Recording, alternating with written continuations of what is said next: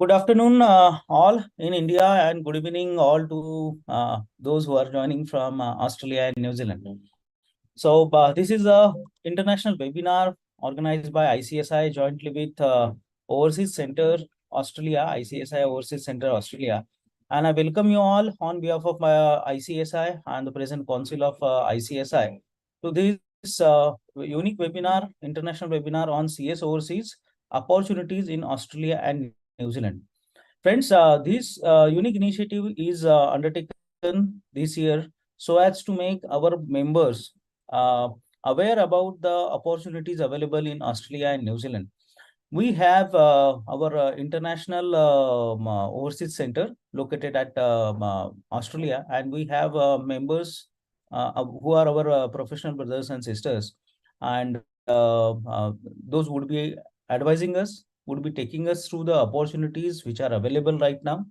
And accordingly, we all, as a ICSI fellow professionals, can use the experience and the knowledge and the first of its, I would say, experience in those countries from all these experts panelists. Before that, we have with us NPS Chawlaji, who is heading International Affairs Committee this year from ICSI, and it is his unique initiative and the efforts. He was after this for a long time, and I really appreciate NPS Chawlaji for taking this initiative, under whose leadership this Overseas Connect, this initiative was floated, and we could see the first international webinar uh, for the opportunities. So I would request NPS Chawlaji, my council colleague and chairperson of this international committee, International Affairs Committee. Uh, NPS Chawlaji, over to you. I request you to please give the big background about the initiative and your thought process, please. Thank you. Thank you, Pavanji, for nice words and explaining the background. I hope I am audible, Pavanji, and it's a great day to see all the panelists. I've had the good fortune of having a pre-panel discussion with almost everyone except Siddharji. And so, as Pavanji pointed out at the outset, thank you all the panelists for joining us in our today's webinar. I know you all are caught up. It's an afternoon here. It's almost approaching afternoon here in India. You are there in the evening. Still, after a long day, you are taking out time for your own profession. You are although abroad, but this profession is equally yours. And you are. I was amazed to see the way Manish ji, the chairperson of the chair of our overseas center in Australia this year, is connected with the profession still. I've had the good fortune of having an interaction with Manish ji day before yesterday in another webinar on PMLA.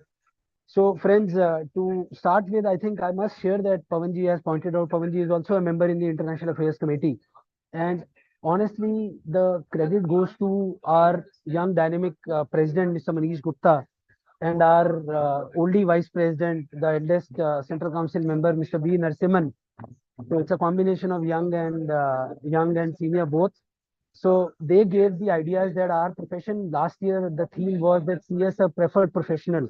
Now this year the theme has gone, the horizon has gone up, and now the theme this year is CS a global professional. And honestly, the way the globe and the opportunities are for us abroad as well. Therefore, we thought it is an important time, and it's important for us to highlight all the opportunities which are available. And as we were discussing in the pre-panel discussion, friends, no opportunity comes without challenges. Yes, challenges would be there, but certainly there are opportunities. One will have to accept that eventually you will find an opportunity if you go through the path of challenge. And my request to all the panelists today would be to share what challenge they have gone through and what challenge, and share their own success story also. So friends, in our International Affairs Committee, I'll take 2-3 minutes to share what we have done this year so far. So we thought that there is an emergent need for us to put a platform so that all our members who are abroad, who are either working abroad, who are either entrepreneurs abroad, who are professionals abroad, working in various organizations abroad, or even earlier they were students, but later now they have switched on to other professions. but they are or were connected with ICSI at one point of time. So therefore, we need to create a platform so that they all can come together. And then we can see that how we can help our young members who are here in India, how we can share with them what opportunities lie for them abroad, how we can sitting here. Now, after this program was announced, Joginder ji, you would be happy to know that I got a call from Gift City. And credit goes again to my Central Council colleague, Mr. Rajesh Tarpada, who got in touch and they connected to me. They called me up from Gift City that we would like to do a program for all your members who are abroad in all your overseas centers, because the professionals working here in Gift City can provide their services globally as well, considering it's a gift city, as we all know. And then he started explaining me. I said, sir, let this program happen. I'm happy with the response which we are having. And separately, we'll organize a separate webinar for them. So the idea was first to have a CS Connect. So that's how we have launched CS Overseas Initiative. We have sent mails to all our members abroad, and my request to Manish ji, Joginder ji, Siddharth ji, Nirupama ji, that request may not be made to Robert as of now, but yes, certainly request to all our members here who will have and who may know more company secretaries of ICSI, members of ICSI who are placed and located at different places, to send back their details to us, share their credentials with us so that we can connect to them and then have them as part of that platform. This is the first request we have. Second, we thought that we need to have opportunities, webinars. Webinars, we share the opportunities abroad. And to begin with, we are starting with Australia. Manish has been really passionate about the activities and to help the institute and our members there. So as you know, friends, we have our overseas center at 6 places: Australia, Singapore, Canada, America, London, and Dubai. So in all these 6 overseas center, our objective would be to have webinars in the next 3 to 4 months, and credit honestly for the entire homework, for the entire setting up of these webinars goes to Preeti Banerjee madam, who is the head of HR and international affairs in the institute. We are the one who are face, but they are the one who does a lot of work, does a lot of efforts. So big round of applause for the entire international affairs team in ICSI, including Sonu Lakhani. And again, I would say my request to all the panelists today to share their own experience and motivate our members, obviously sharing what they have gone through and what lies ahead. If they really feel, if our members feel, the young members like Nirupama, if they wish to go to Australia, if they wish to have that dream of, as Manish ji said day before, have that dream of working abroad, representing ICSI, what challenges they face, what are the opportunities, what qualifications they'll have to go through. That's my request to you. And again, I would say thank you. And before I request Pavanji to take this ahead, in fact, thanks to Pavanji also for moderating it. He agreed to moderate this webinar on a short request of mine. Thank you, Pavan bhai. And thank you, Robert ji, for being so kind, sparing your valuable time 2 times for pre-panel discussion. Thank you, Joginder ji. Thank you, Siddharth bhai. Couldn't interact with you earlier. Thank you, Nirupama. You were very interactive in our pre-panel. I would love to separately interact with you as well. And thank you, Manish ji. You are the chair, so I'm sure you will have to spearhead all the initiatives there in Australia and New Zealand. Over to you, Pavan bhai. Thank you.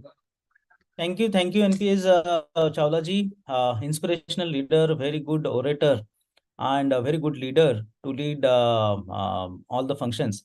And I'm really fortunate to have him as a chairperson of this international this thing. And he agrees to all the good suggestions, I would say, and implements it in a very quick manner. So thank you, NPS Bhai. Before we go ahead in the panel discussion, I would take the proud privilege to introduce all the panelists, all the esteemed panelists. I'll start with Mr. Robert Agati, who is a company secretary of Kudos Bank, Australia.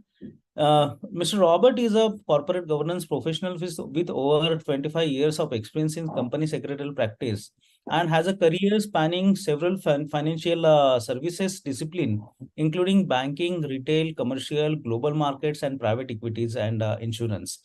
He is a multi-jurisdictional investment fund and asset management professional also, predominantly in the United Kingdom and Australia. Mr. Robert has held senior company secretarial position for several large multinational companies, including, let's say, JP Morgan, then AXA Investment, HSBC Bank Austria, then Hong Kong and HSBC Sydney branch, and is currently company secretary at Kudos Bank. So one of the Kudos Bank is one of the Australia's largest customer-owned bank, and Mr. Robert is a member of the Australian Institute of Company Directors and currently serves as president of not-for-profit board funded by NSW Ministry of Health. We welcome you, Mr. Robert Agati, to this international webinar, and we thank you for your time today. The next, I would our very own CS Manish Ghiaji, who is a principal at Compliance Advisors Private Limited, Australia. Mr. Manish Ghia is a principal and founder of this company and is advisor in AML and CTF, including financial crime compliance, which provides services out of Sydney. With over 25 years of professional experience, Mr. Manish has held many leadership roles in regulatory, risk management, compliance, governance, and legal. And he has worked with some of the largest and leading financial services institutions in Australia as well as India. Mr. Manish is a certified anti-money laundering specialist from ACAMS, fellow member of the Governance Institute of Austria, and Bachelor of Law. He is also volunteers as a program director, Sydney, of ACAMS, Australasia chapter, and a chair of ICSI Overseas Center, Australia. We welcome you, Manishji, for this international webinar, and we thank you for taking up ICSI activities in Australia from Sydney.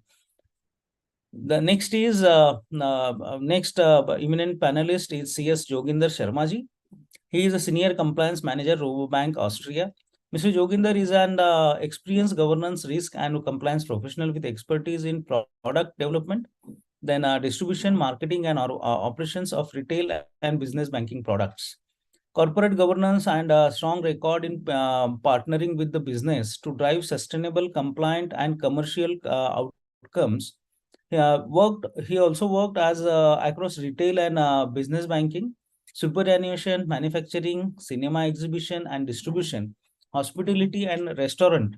All these industries over last 22 years. Presently, he is a senior compliance manager at Robobank, Australia. We welcome you, Joginderji, to this international webinar, and thank you for your time. Then CS Siddharth Sharma, who is heading COSEC Services and Compliance Officer of TMF Group, New Zealand. He is experienced in management, corporate governance and compliance for several years in different jurisdictions. Currently working with TMF Group, Auckland, as head of COSEC and compliance officer. He has helped many MNCs to set up their international COSEC functions. He has participated in various M&A projects and provides training to new directors. He is presently based out of New Zealand. We welcome you and really appreciate even after you being down with bad health, you made it a point to come and address our audience. Thank you. Thank you, Siddharthji. Then young dynamic CS Nirupama Ravindranji. She is a compliance analyst at Robobank, Australia. CS Nirupama is a chartered secretary with degree in law and associate member of Governance Institute of Austria, the Institute of Chartered Secretaries and Administrators, London, the Institute of Company Secretaries of ICSI. She worked as a company secretary in Kerala with Mithut Fincorp, Microfin, and NBFC in microfinance business before migrating to Australia in 2013. She continues her passion for governance and works with Robobank as a compliance analyst. We welcome you, Nirupama-ji, and really appreciate, as rightly pointed out by NPSG, you were most active in pre-interaction and various other discussions. So I really appreciate taking out the time for our professionals and you coming here. So let us start. I will request CS Manish Ghiaji, Chair of ICSI Overseas Australia, to please explain about what ICSI is doing in Australia, you people, with the help of all of you, and also start the panel discussion with your personal opinions about the today's webinar subject. Over to you, Manishji. Please unmute. Please unmute. Sorry. Thank you very much, Pawan. Thanks for the introduction and thanks for the invitation to join this webinar. Hi, everyone on whoever is there on this webinar. On behalf of ICICI Overseas Center Australia, I convey my greetings and welcome you all to this session of opportunities in Australia and New Zealand, brought to you by ICICI Overseas Center Australia.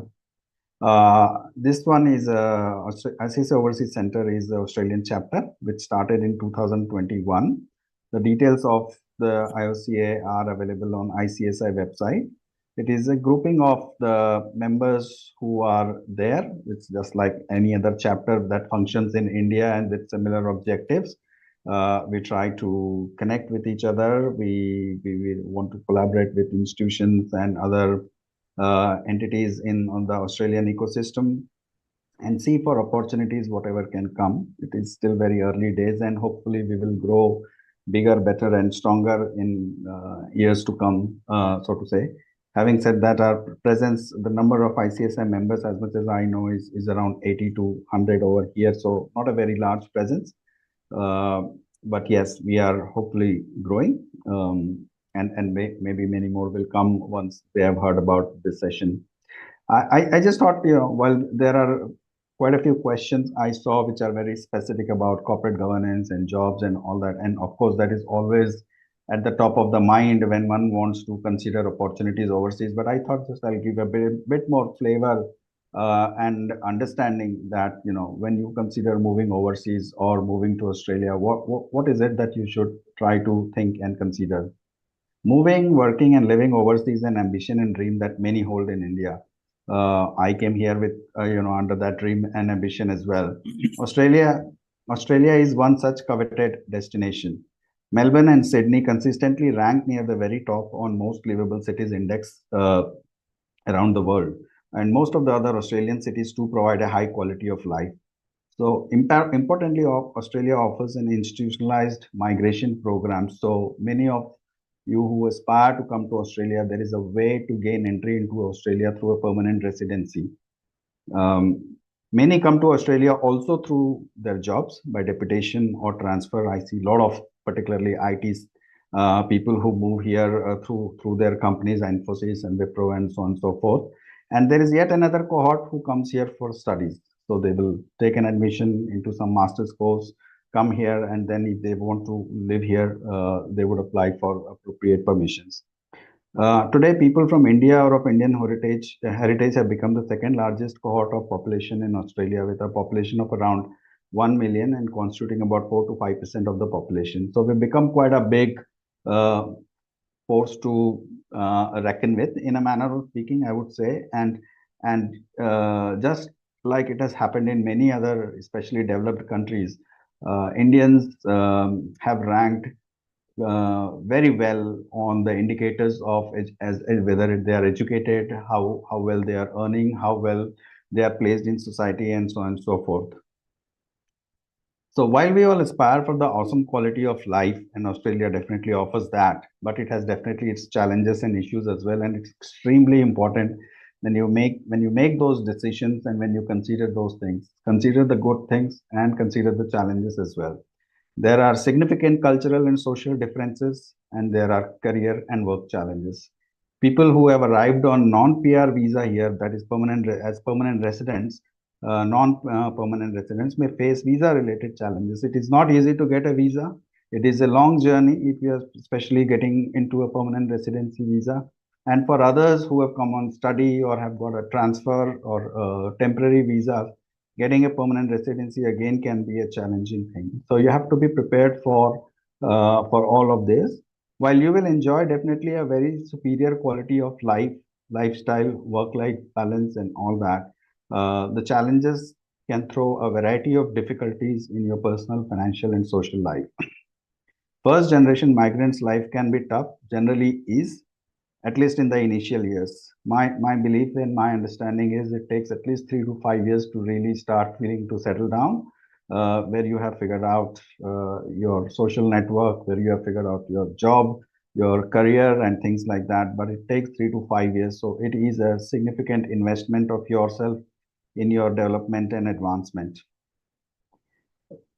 Do your research. So my advice and thought always would be that you should do your research very well before you come here or before you make a move to go anywhere.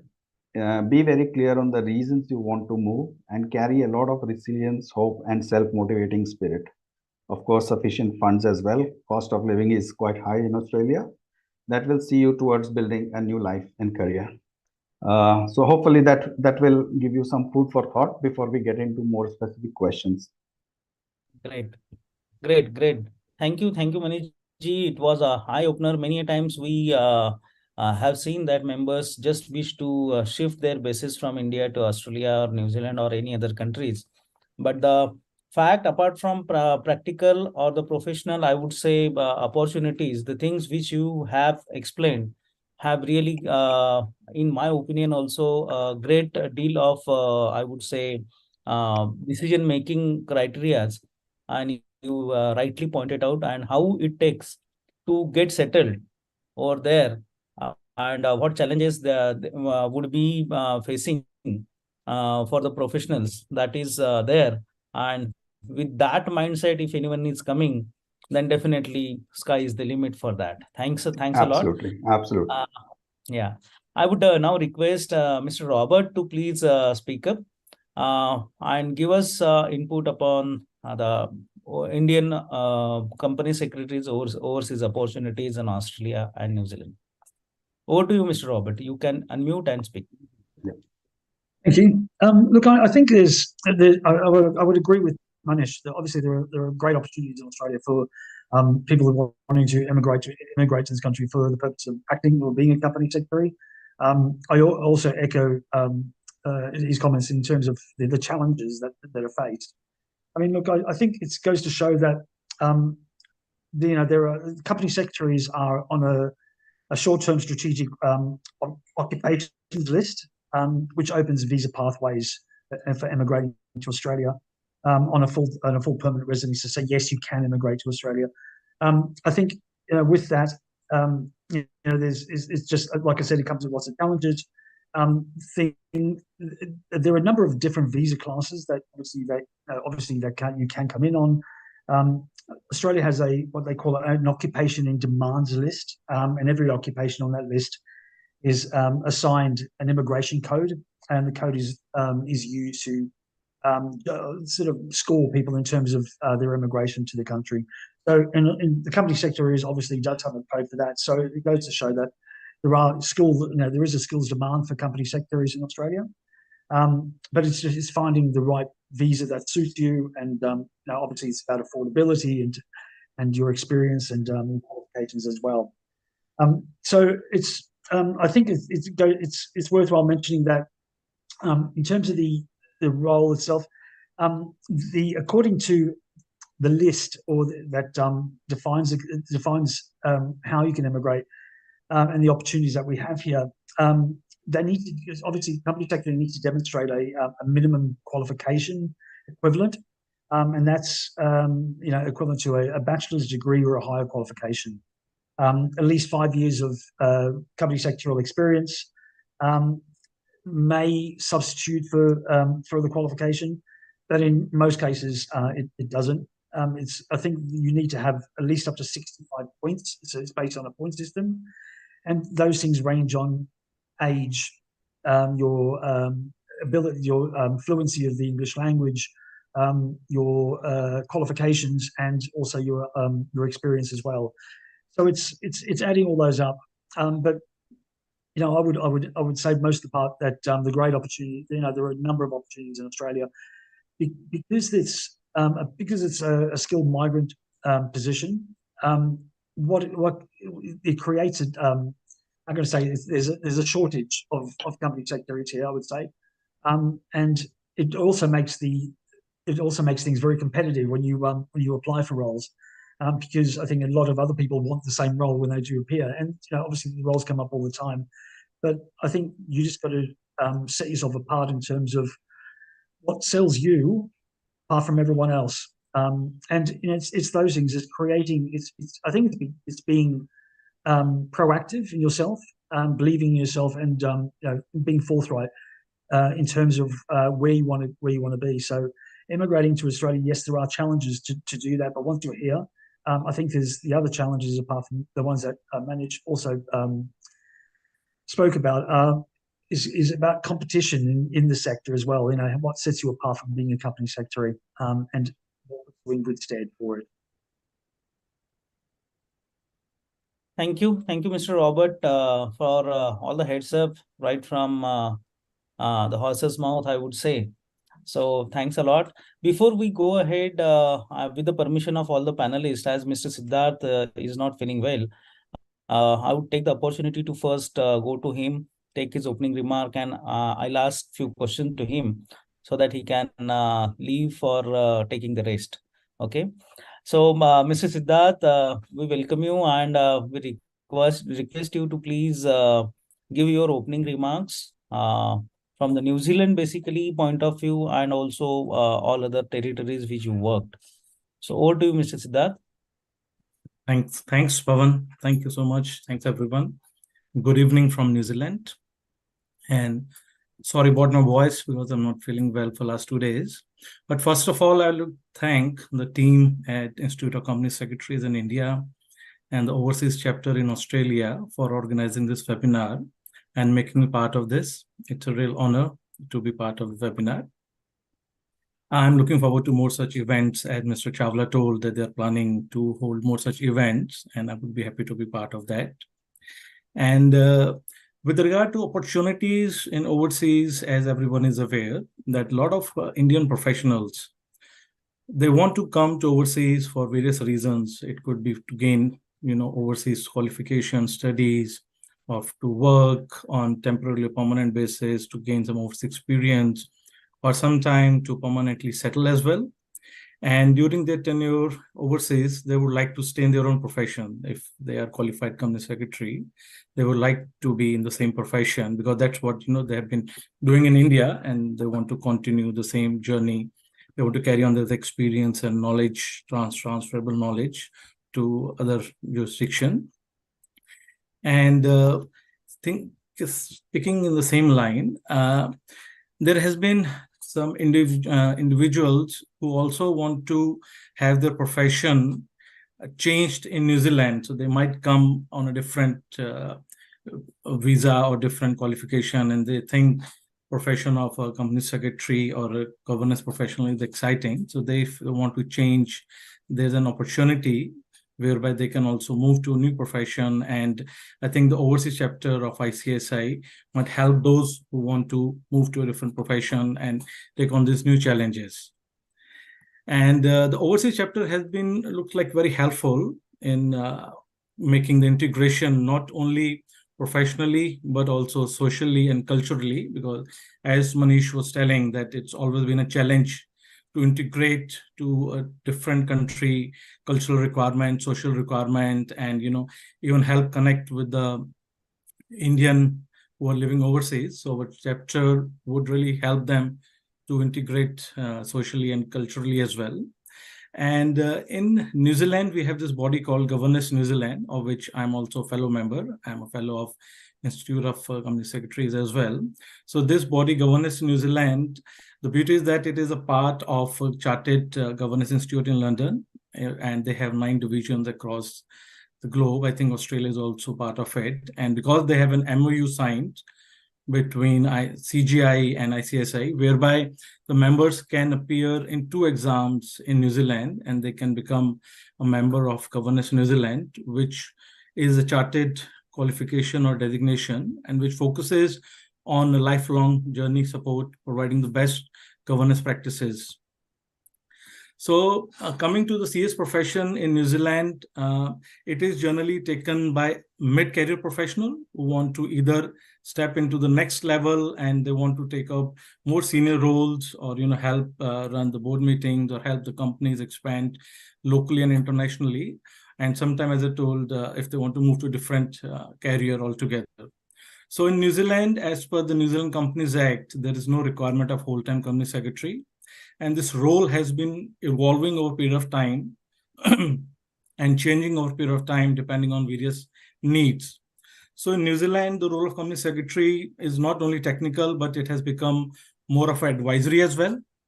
And the people have been taking on other roles and exploring other areas, like working under the AML CFT guidelines, which has become a talk of the town globally.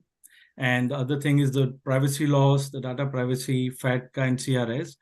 So as Manish was telling about challenges, so yes, there are challenges, and to overcome the challenges, I think the important thing is keep on learning and growing with the changing time.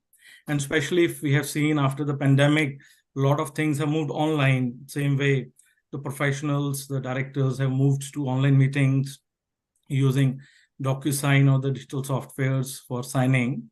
So that way, it's always helpful to keep on evolving and moving with the needs, and that will help you settle down in a new country. And coming to visa, so I don't have much information on the visa, but currently in New Zealand, there's a visa which is called Employer Accredited Visa, which allows someone to get 3 years of work visa if they're sponsored by someone. So it is quick and fast way to come to New Zealand if some company or employer is willing to sponsor you. And I do see there is a gap in that professional space where people don't have experience in New Zealand. And if someone can upskill well in advance before coming to New Zealand, learn basics about, the New Zealand Companies Office and New Zealand Companies Act, so that would be additionally helpful.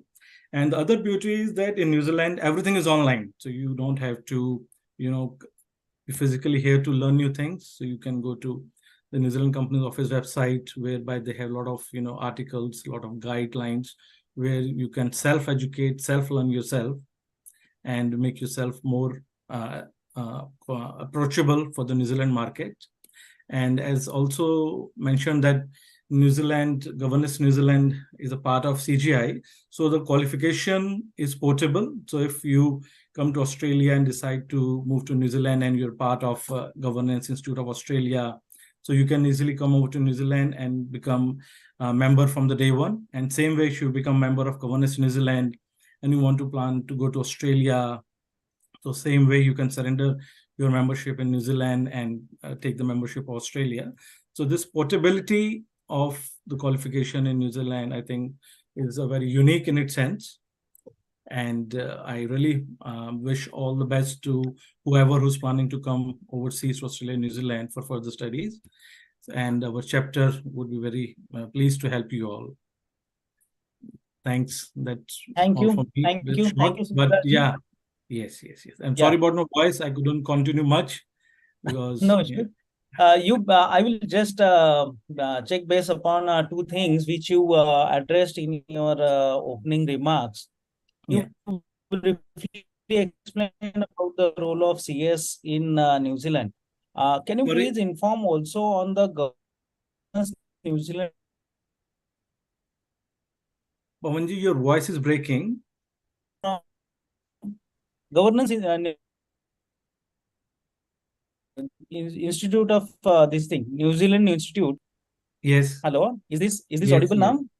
Yes, it is Hello, better is this now. audible? Yes, Hello? yes. Yeah, it is good. Yeah. Yeah, it is I good. said Yes.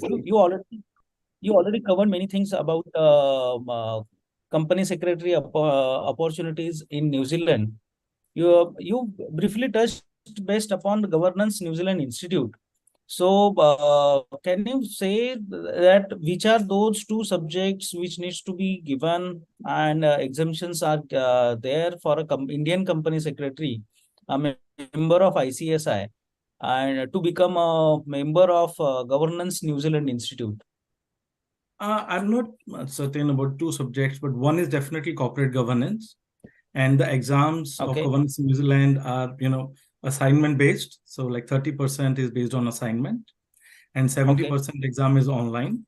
So you Okay. have to sit like proper, they give you case study, you apply your brain. It's like open book exam, but still you have to prepare well in advance. So one is definitely on corporate governance, which talks about the Companies Act in New Zealand. But for second one, I'm sorry, I can't really recall that. No issues. You also briefly touched based upon the pandemic, correct? So, Yes.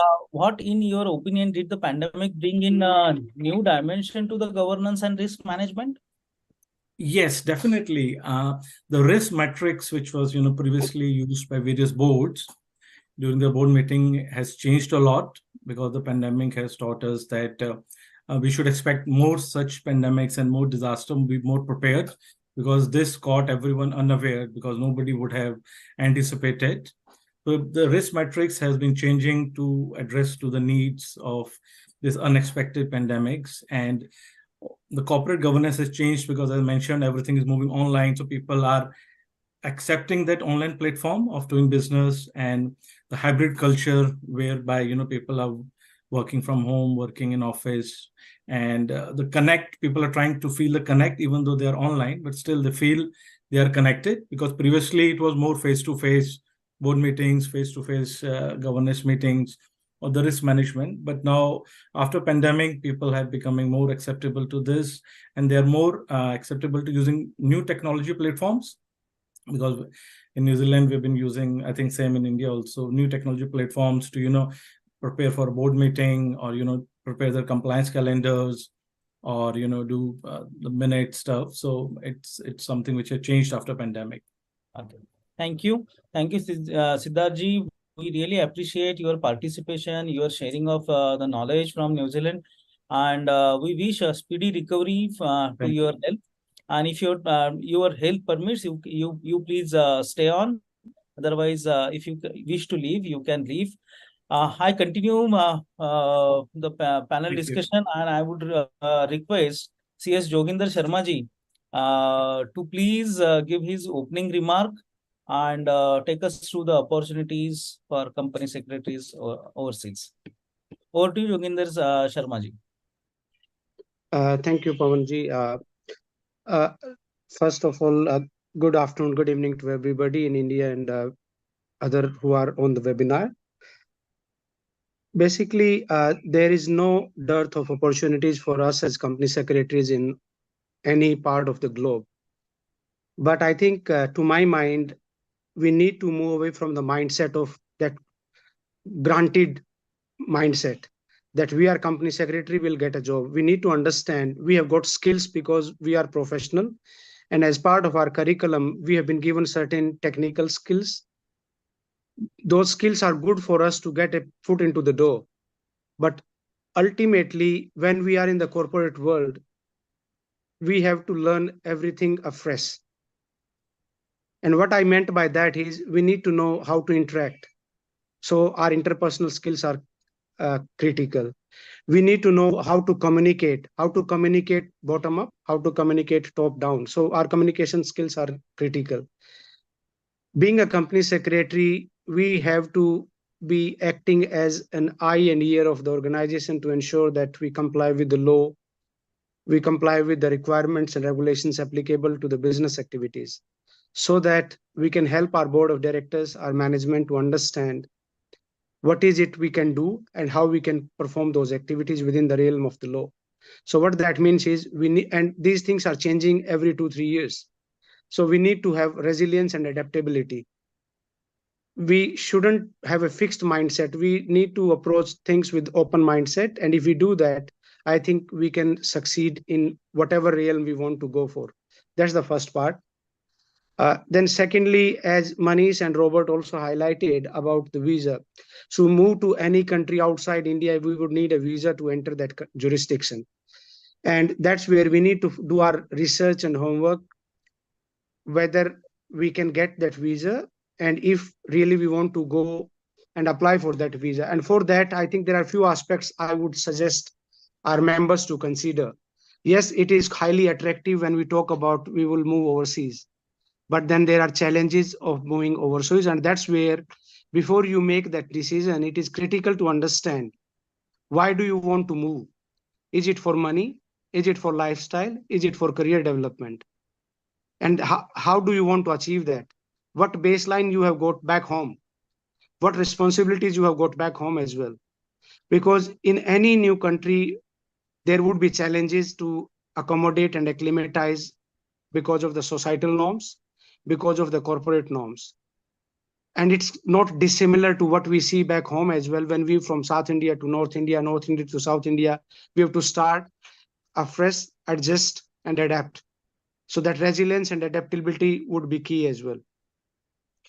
And then from Australia perspective, as Manish and Robert alluded, yes, it's a great country. There is no dearth of opportunities, but we need to have patience. We should not expect that we land and we'll get a cushy job right from the day one. No, it's not going to happen. But if you have got patience and you know how to navigate through and find your foot into the door, firm up yourself, be open to do any kind of job to start with, because then you need to understand how the corporate industry work in Australia, how the society behaves, how the society interacts with each other. Once you understand that, that would help you build some network. And it's about what skills you can bring to the role, what value can you add to the role, not about what technical skills you have got. So, and that's a very paradigm shift to what we are taught and how we are brought up back home in India. So, and that's where it becomes a quite challenging aspects for us when we move outside, because we are not used to certain activities. Another thing is everything has to be done by you yourself, be it at home or outside. So would you have enough time and support, and would you be able to support your family as well? That's another aspect. And then, of course, the critical aspect, because when we are in India, we always try to convert X dollars, convert into X rupees. Don't convert that way. You have to look at the lifestyle. You have to look at the cost of living. You have to look at the tax aspects. Almost 30-35% of salary goes into tax. And you normally, when you land, you would get a job of $60,000, $70,000, $80,000, dependent upon what experience you have got, what skills you have got. 30% of that is gone, and cost of living is at least $4,000 to $5,000 a month. So what that means is, if you are alone, it's a challenge. That's where, as Manish suggested earlier, you have to look at funds at your stake. And I would not recommend you to take loan and then come to Australia, frankly speaking. And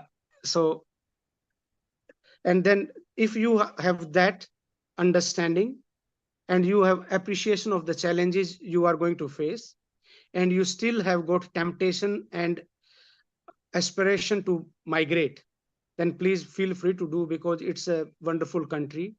Yes, as Manish suggested, it takes about 3 to 5 years, but then you are able to cover that up quickly amongst peers, because you bring that additional skill set of going through the grilling of education curriculum of being a company secretary. So that brings that you are able to cover that up very quickly. And what that means is, people here locally would achieve in 10 years, you may be able to do that in 5 years. But those initial 5 years are critical for you to sustain yourself. And that's where you have to have an open mindset. If you have got a fixed mindset, please don't try to come. You would basically be ruining your career, you would be ruining your social life, and you would having a negative impact on your family. So to me, that's the critical aspect for us to explore the CS opportunities. And also, the last point I would like to highlight is, don't restrict yourself to being the realm of being a company secretary. We are a governance, risk, and compliance professional. Our education gives us those skill set. We can work in any field. And as Siddharth was mentioning, that there are a lot of opportunities for us in different worlds. We can work on privacy side, we can work on risks management, we can work on control room, conflicts management. So there is no dearth of opportunity, but one has to have patience. One has to understand the pathway and how to build that pathway and go towards that. And the best part is, because of that memorandum of understanding with ICSI, by ICSI with Governance Institute of Australia, the Institute of Chartered Secretaries and Administrators, or now I think CGA, now they call themselves, in London. So you get that membership quickly. Having that membership is not a guarantee, but to me, if it is in your CV, you have got a better chance of being shortlisted for an interview. So that's the few aspects I would like to highlight. Over to you, Pawanji.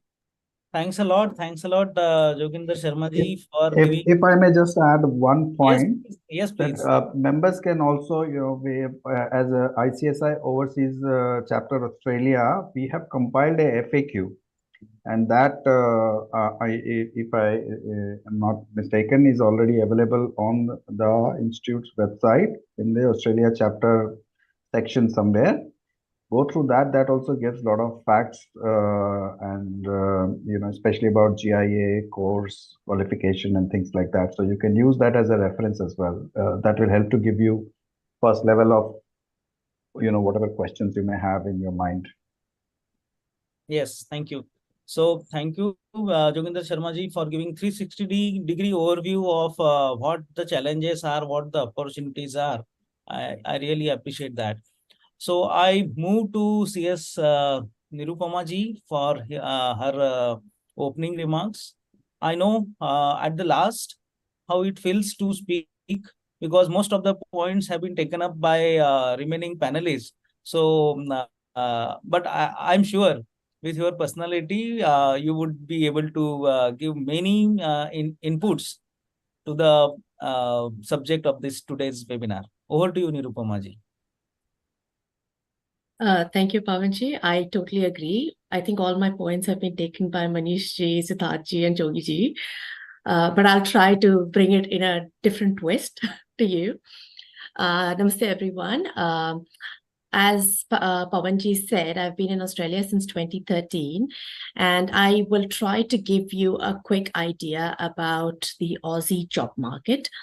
Now, let me begin by first giving you a very bright picture. Opportunities in Australia are plenty. However, the platform to begin your career in Australia is very different to India. You don't always need a certificate to prove your suitability for a role. Aussie culture is based on skill set, as Jogiji said. And if you have the right skill set, then you can take up any role in any industry as long as there is no technical or academic requirement. And if there is, it would be advertised in that role. Now, the beauty of the Aussie job market is that your experience in any role within Australia is counted, unlike in India. So you do not have to define yourself to start a career in a specific or particular industry or in a particular role to be eligible to a company secretary. It is your skill set that will help you to stand out. Now, back to migration. Almost everyone who has migrated to Australia without any support here have had their fair share of struggle during the initial days, and these initial days could be months to a year. The point is to start off with your first job, whichever, wherever, whatever.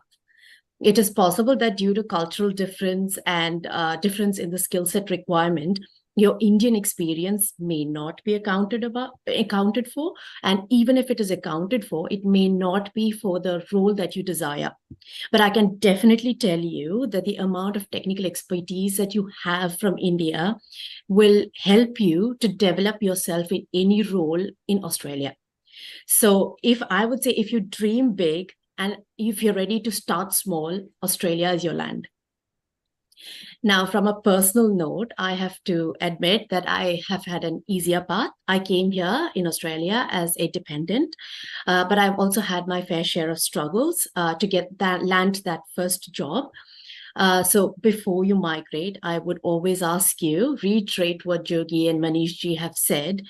Look at the cost of living of the city you're moving to. Look at the financial responsibilities and the requirements in Australia and India.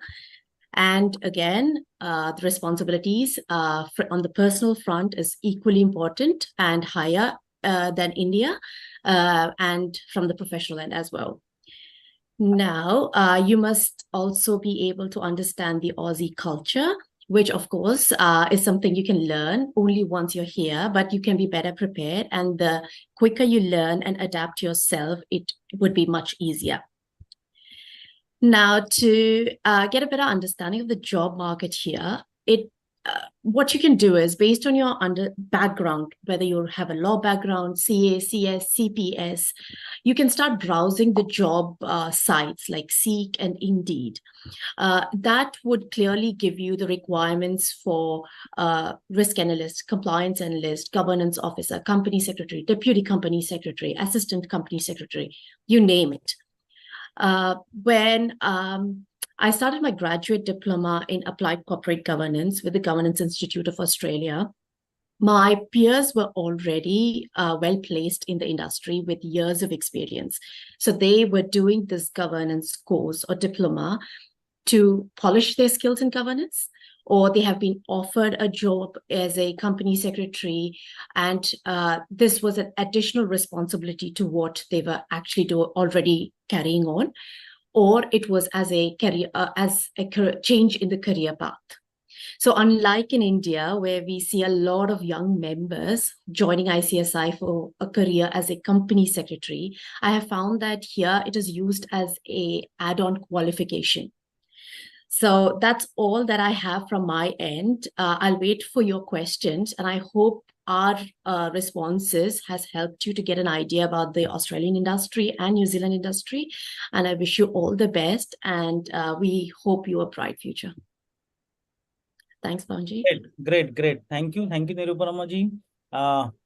You have given a complete new dimension to the discussion, and I'm sure with you clearing that GIA exam recently, you know what it takes to clearing that exam also. So if you can brief something more on that front, it will also help the viewers to get a knack of what is expected out of in clearing the GIA exam. So, Definitely. Okay, I started off with the post-nominals with the MOU to bridge the gap, the bridging course. So I initially did the 2 courses, corporate law and corporate governance. Here, GIA requests us to do only 1 paper each semester rather. Each semester, but so when I started doing the GIA course, I simultaneously started working in the healthcare industry as a compliance analyst. And then from there, I completed 6 subjects because I realized that in most of the cases, when they advertise for an assistant company secretary role, they requested for a graduate diploma in applied corporate governance, not just the post-nominals. So I decided to complete all the papers so that I would get a better opportunity as an assistant company secretary. But then I found a good mentor who also, in Jogiji actually, who also said that it is not just a role as a company secretary that is in governance. You have in risk, you have in risk and compliance, you have as a governance professional. There is many other. So right now I'm handling privacy, data management, record keeping in my company. I do a lot of policy reviews. And if you go in, there is a lot more. But my background in law and CS with the interpretation of the statutes, I would say has helped me a lot in this. I hope this would give you an idea. Thank you. Yes, very much. So now, with the permission of all the panelists, we will move to the question answers leg of the today's webinar. So I'll start with Nirupama ji's mentor, Joginder Sharma ji. So Joginder ji, question to you: how does the governance framework impact recognition of the corporate secretary, the governance professional in Australia? Shall I repeat? Thank you. Yeah, no, all good. Thank you. I won't call myself a mentor, but I just shared what experience I had, and I'm glad that helped her. So that's how I'll put it. Look, for any governance framework, we need to understand there are 4 key pillars of any governance framework, right? There has to be an accountability, there has to be fairness, there has to be transparency, and there has to be an independence. And when we talk about accountability, what it means is there has to be somebody who is answerable. Whether it is answerable to the board, then that would be management. Answerable to the stakeholders or shareholders, that would be the board of directors. And what that means is that allows, if something goes wrong, then who is responsible for that? It helps in identification of that. And then for fairness is all about that we are treating everybody equally and ensure that everybody has got equal rights. And that's not only goes to the shareholders, but your peers as well, your colleagues as well, from an organization perspective, your employees as well. And there is a big focus in Australia about fairness and equity. And there are policies in organizations about fairness of clients as well. So treating clients fairly, they call it, or doing the right thing for that matter. And every staff has to go through some basic induction training to understand what that means and how that is to be applied in practice. Before I go there, for an accountability, following the UK's regime of senior managers regime, even now in Australia, at least for banking and finance industry, there has been a regulated landscape now where they have passed a law called Board Executive Accountability Regime, which is now going to be converted into Financial Accountability Regime. So what I'm trying, even though these are the principles, but now because of the change in the market, change in the landscape, governments are trying to legislate and regulate through act of the law as well. Then the third pillar is about transparency, and transparency is about clarity. How do we ensure what the organization is doing or selling to its clients? They are able to give clear disclosures, the risk and returns, similar to how when we issue securities, we have to ensure that our prospectus is clear about the risk and returns. So that's what, to my mind, transparency is about. Independence, again, not only the board independence, but independence of you as a professional working a job. It doesn't matter whether you are at an analyst level or you are at a board level. You have to act, and you have to be given an environment to act independently. And from an Australian perspective, as I said earlier, we need to move away from the mindset of being a company secretary. And I would recommend Institute to consider if we can have a broader nominal rather than company secretary, because we are governance, risk and compliance professionals. And that's what even Institute in London or Institute in Australia have changed their names as well. Because one, that gives you a wider recognition, and it really recognizes the skills our members can add and bring to the industry. Otherwise, if we are just bundling ourselves as a company secretary, it is a very myopic view to my mind, based on my experience. As I said, recognition of a governance professional, I would say, I would consider corporate secretary as a governance professional. As I said, it is not about the qualification you have got, it is about the skills you have got, the value you add to the organization. And as I said, there are a lot of opportunities across sectors, be it manufacturing sector, retail sector, your mining sector, or your finance and superannuation industry. There is a need for people who understand and help organizations how to comply with the requirements. In Australia, especially the banking finance industry is highly regulated. But then I would say even mining industry is highly regulated. Retail industry is highly regulated because of the nature of the products they have got, the client linkages, and ACCC, which is somewhere similar to our competition commission in India, has got the rights and powers to basically govern. There are consumer warranties and guarantees as an example. So we as a qualified people know what those requirements are, what those practices are, what the warranties, the requirements are, how does the law has to be applied, how do we need to provide disclosures to our customers, be it your clients or be it your investors, doesn't really matter, it's still your client, right? So it has to be transparent. You have to ensure that it is not misleading. So from that perspective, I would say that it's a very supportive environment in Australia, but it's more about the skills and value you add rather than the qualifications you have got. Qualification is just an entry point, if I would say. I hope that answers the question. Yes, sir. Yes, sir. Very much. Very much. Thank you for your inputs about basically the governance framework impact. So the next question is for Mr. Robert. Mr. Robert. Yeah. So I would love to know that what are the key challenges faced by the company secretaries, now the governance professional, what is called in Australia, in the corporate environment? Thank you, Pawanji.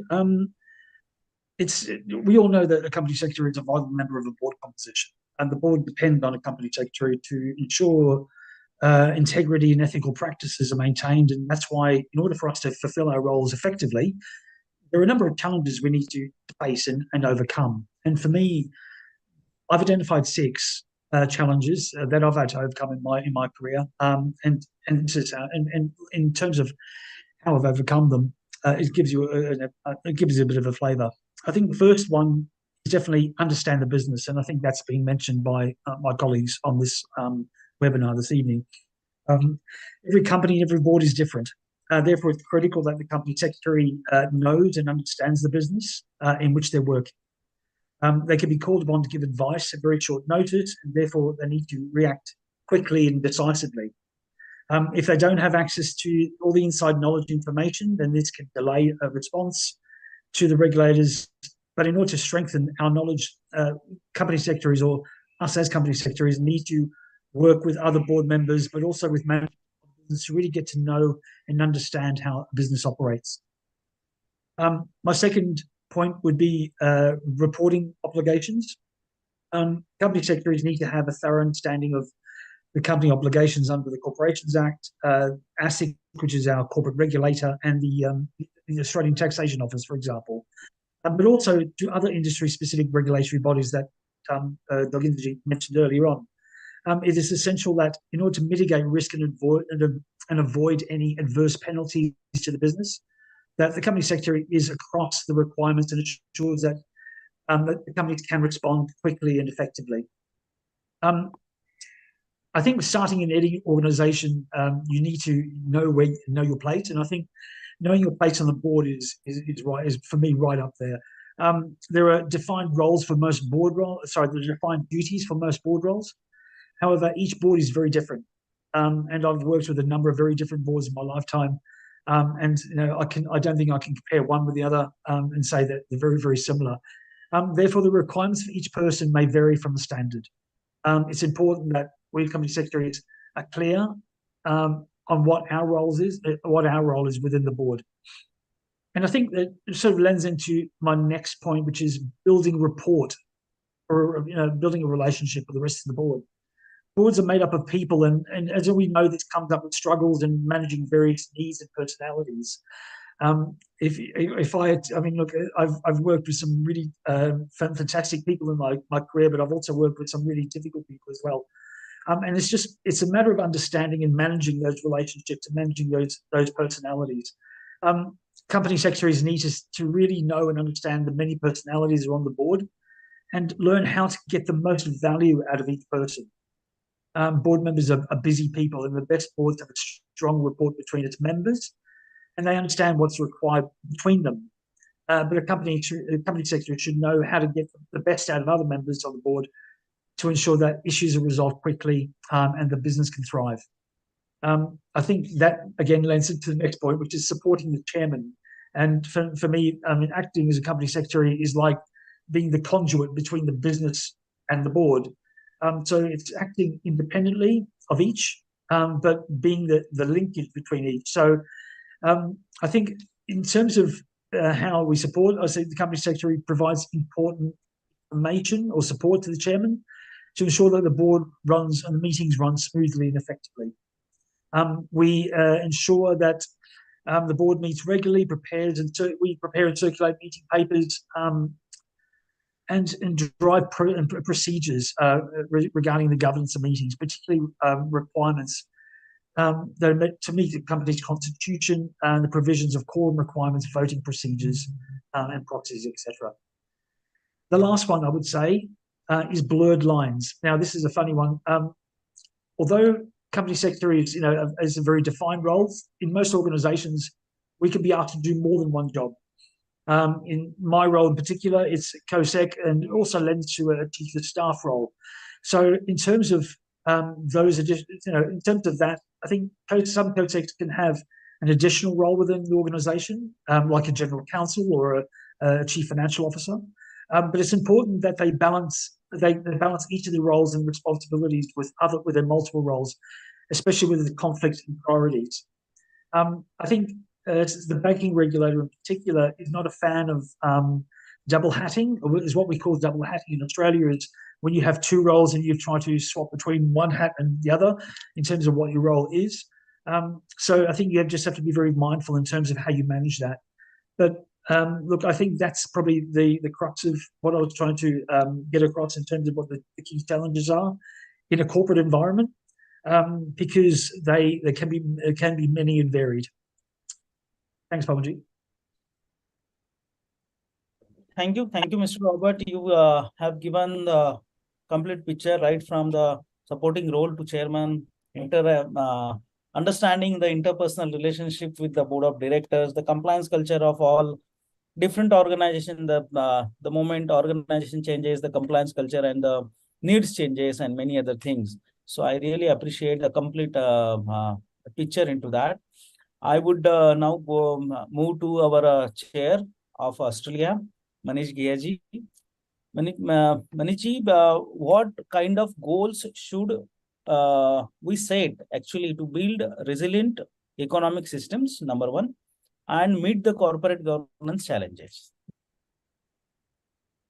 Yeah, Bhavan, I had a chance to look at some questions which were sent to us in advance, and quite many of them were very specific, and particularly talking about corporate governance and all that.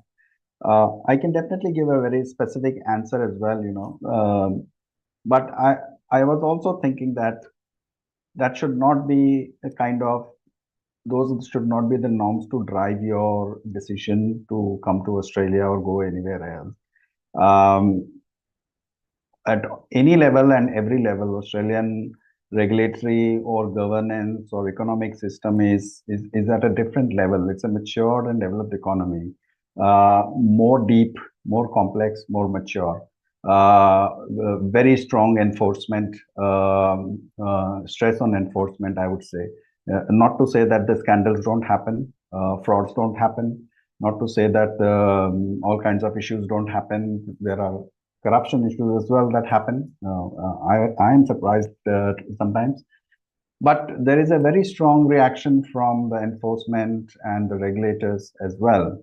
People actually get to go behind bars. People get disbarred from dealing in, being in markets and financial markets or being in the management positions if they have not acted with honesty and fairness and those things, some of those 4 pillars as Joginder mentioned. So I think those should not be, yes, understanding is good, but I think a lot of people think from company secretary mindset, because especially in India, I mean, I've worked for 25 years as company secretary. We enter as a company secretary and probably work a whole life as a company secretary. But this market is very different. You need not come into company secretary profession if you do not want to. And there are many other choices, whether if you like to sample some of them, definitely you can do that as well. What is more important is what the skills that you bring. There is some label called transferable skills. And as Joginder mentioned and Nirupama mentioned as well, can you interpret, do you have understanding of risk, do you have understanding of governance, you have experience, for example, whether you have done trainings, you are very good in communications, you're very good in writing. So I think highlighting of those skills would be important to really get into roles here. So I think resilient economic systems and corporate governance challenges and all that are there in pluses and minuses are there in every country, whether it is in India. Indian corporate governance is also fairly robust, I would say. Australian maybe a bit more. But I'm not very sure that should be the driver of a decision that, I want to go to Australia, so I'm thinking about what is the corporate governance. Yes, that is important and have an understanding of it, but that shouldn't come out as some of the key thinking parameter in your decision making. But nonetheless, I would still try to answer in very brief that question. So having strong governance framework, right risk management, right compliance practices, strong oversight, a highly aware board in terms of what are its priority, what are the things it has to look at, strategic perspective. These all go on to build a resilient economic system of a company and to meet its corporate governance challenges. Also boils down to having strong skill sets in the employees and managers to drive everyday business processes, business practices, and things like that. It can also include right HR practices, financials, business model, etc. For example, we all know some of the examples like Kodak, for example, howsoever right your business may be, if you are not flexible enough to change with time and foresee those changes coming, you may be suddenly out of business, even though you're you were very financially sound and had a right business. So there are external factors which may be outside of your control, but there may be ability of you required to really look at it. EV cars, for example, is another. Juries is still out whether the combustible fuel vehicles and all that will go out of fashion in next decade or so.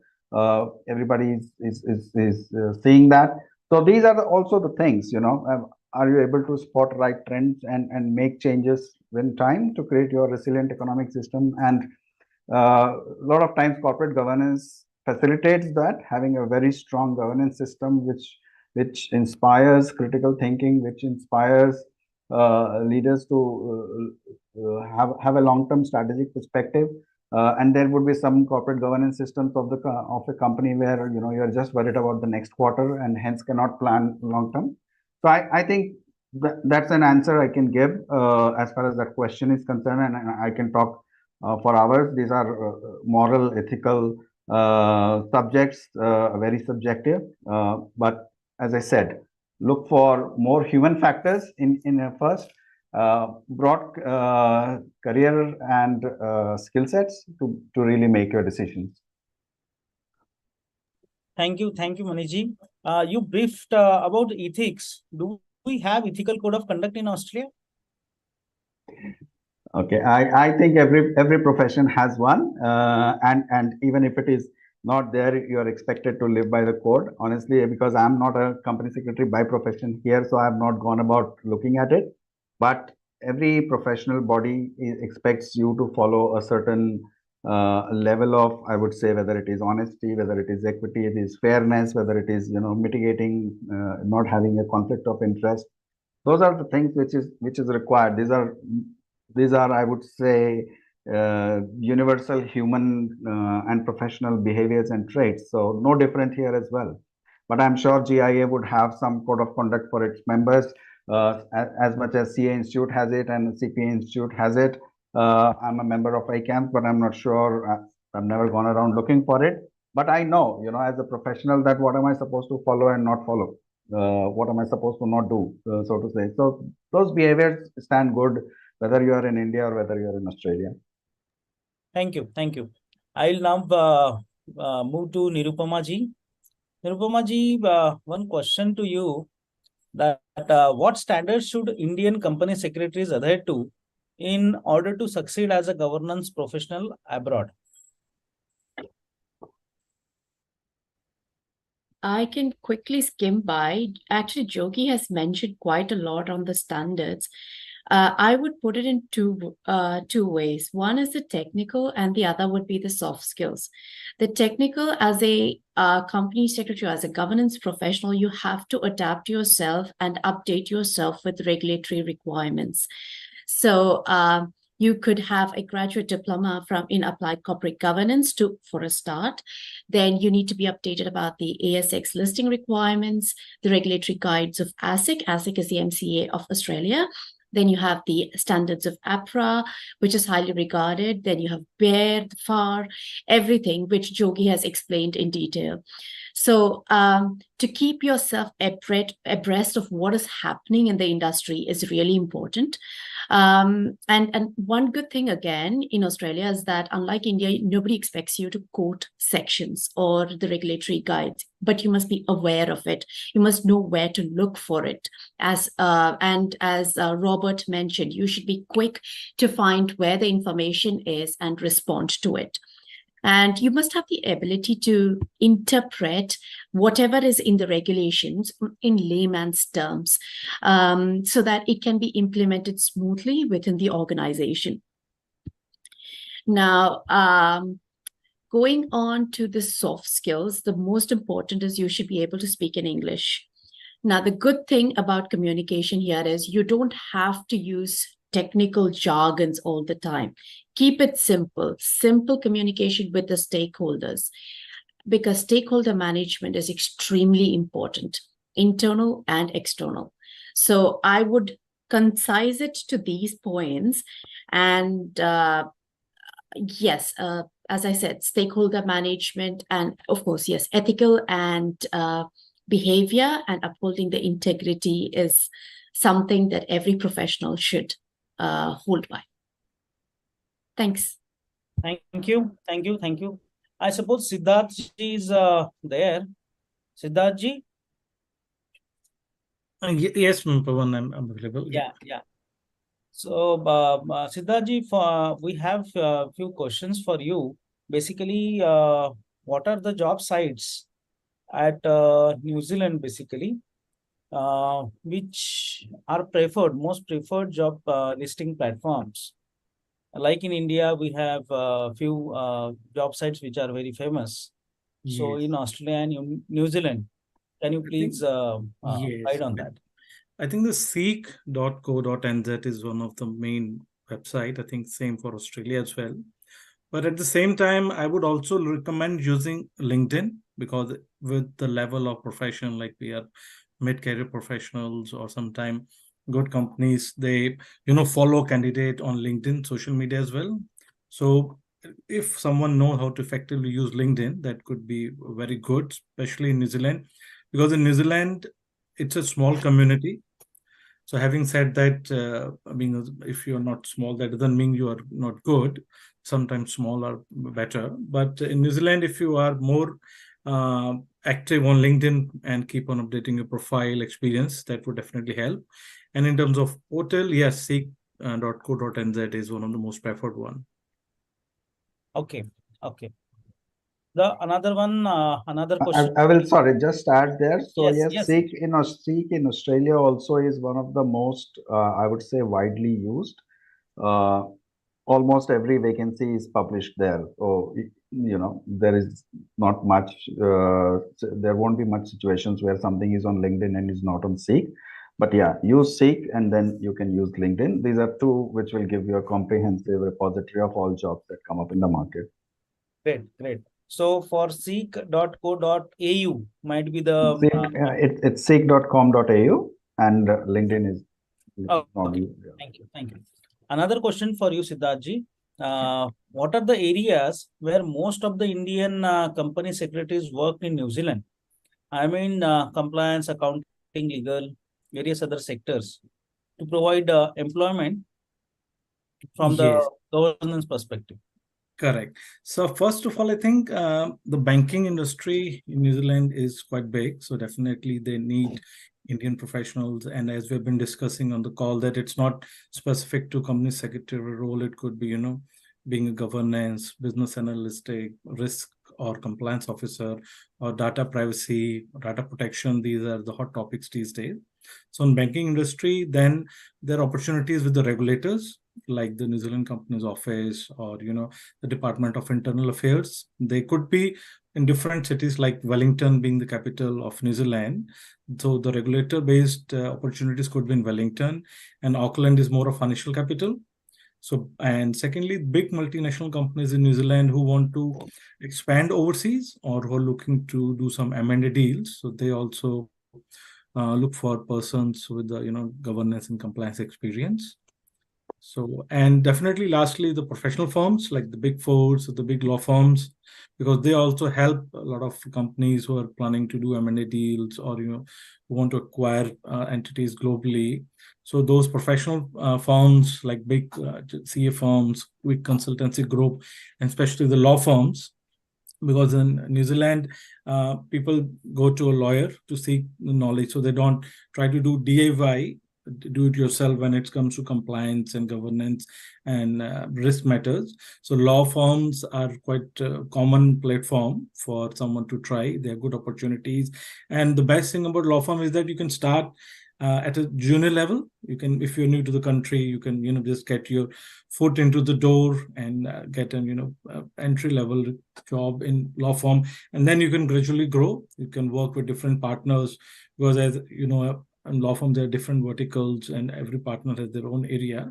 So you get more opportunity to do some, dirty work, go through the files, physical file, educate yourself, and, then get some mentorship. And as Rupa said, that in New Zealand also finding a right mentor is very good. So if you're lucky and you get someone like Yogi ji in New Zealand, so it definitely makes things easier. Definitely finding a right mentor or someone who can be, godfather kind of, and educate you in initial years. That's definitely advantageous.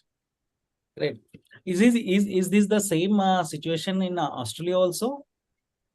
Manish ji, Nirupama ji, Joginder ji, Mr. Robert. Robert, you want to go for it? The point was, what are the major sectors where Indian company secretary, if comes to Australia and think of getting settled over there? So what are those areas where the job can be easily available for a company secretary? Manish, no, I don't mind going first. Look, I think I'm probably being biased when I say finance and banking, because I mean, for me, there's any department. If you look at an Australian major, which the four big banks, will have the team of, let's say, 50 company secretaries, within that work for the organisation. I mean, then you come to the other side of the spectrum where you only have two. You have the main company secretary and assistant. So I think banking and finance is a major player, but any industry really in Australia, where you can find opportunities for COSEC in Australia, definitely. I think only because I've been in banking and finance for more of my adult life. So for me, I understand what the opportunities are there and what the availability of roles are there.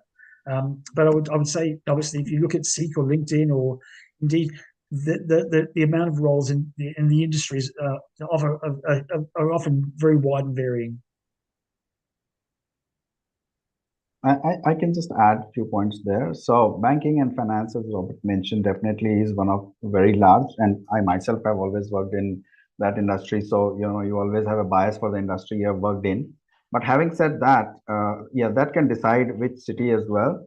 And somehow it happens that most of people who come from India, they end up in Sydney and Melbourne. That's where the most of the people are.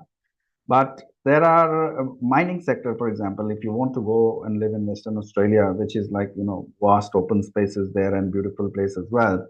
Plenty of jobs in mining sector as well, as much as my understanding is, and it is highly regulated. Now, some of these sectors, we may come from an Indian perspective and think that because in India, they are not as professionally involved, or they are not as matured, or regulatorily not there, I would say. But in Australia, it is not the case. Another example is not-for-profit sector. That's a very big area of employment in Australia, and I would think same thing in New Zealand. And there are company secretaries who work in that industry as well, including those who have come from India. And in India, we will have a certain mindset to work in a not-for-profit sector. I have not come across many people who are willingly working in that space. But here it's a professional section or a sector by itself, and evolved as much as any other professional sector, and people do work there. Yes, it's not same thing as working in banking and finance, which will always be a slightly more at a different level. So there are a range of roles, and I think probably everybody has said, look at your skills first, and absolutely don't be hung up by being only a company secretary or getting into that line, because then out of 100 professions, you are narrowing it down to just one profession, and there is competition. Let us understand that. In Australia, there is a famous thing or an infamous thing, depending on how you want to put it. You go to go around for your first job, and every placement consultant will rather tell you, do you have local experience, which is Australian experience. Now, it's a chicken and egg story. You can't get local experience unless you have a first job. Getting the first crack is extremely difficult. If you are really passionate about being a company secretary and want to get into it, take whatever the first role comes, or whatever you would, keep yourself going, and then look for making changes. And that is perfectly acceptable in Australian society. Nobody here has fixed careers if they don't want it, or if they want it, that's few perspectives that I can give. Yeah. Great. Maniji, you said about cities or areas other than Melbourne or Sydney, but many times we hear about the news about the Indians being attacked in remote places. So how you would connect this aspect of the safety and security of the Indians in remote places other than Sydney or Melbourne? Just Look, I think my personal view is Australia is highly safe and secure society. Whatever incidents of violence, crime, etc. happen, that happens anywhere. If it is a misfortune, you get caught into it. That's a different story. Don't go, of course, don't go out looking for trouble. But having said that, coming alone and one in the night, going anywhere, including people go for camping into remotest of the places. We have seen probably in Hollywood movies and things like that, and it's perfectly safe. I haven't honestly come across incidents. Yes, I've read them in paper, as you have read, but I haven't really had any first or second hand, in my circle who has to say some negative story or experience around those things. So I think again that is not a thing. In fact, you'll be surprised that you hardly find police around. You can spend days when you will not see even a single police officer. But the society works absolutely by the rule. Whether it is traffic on the road, whether it is conduct on the in your personal life outside the house or whatever. So again, I don't think that's a concern. Thank you.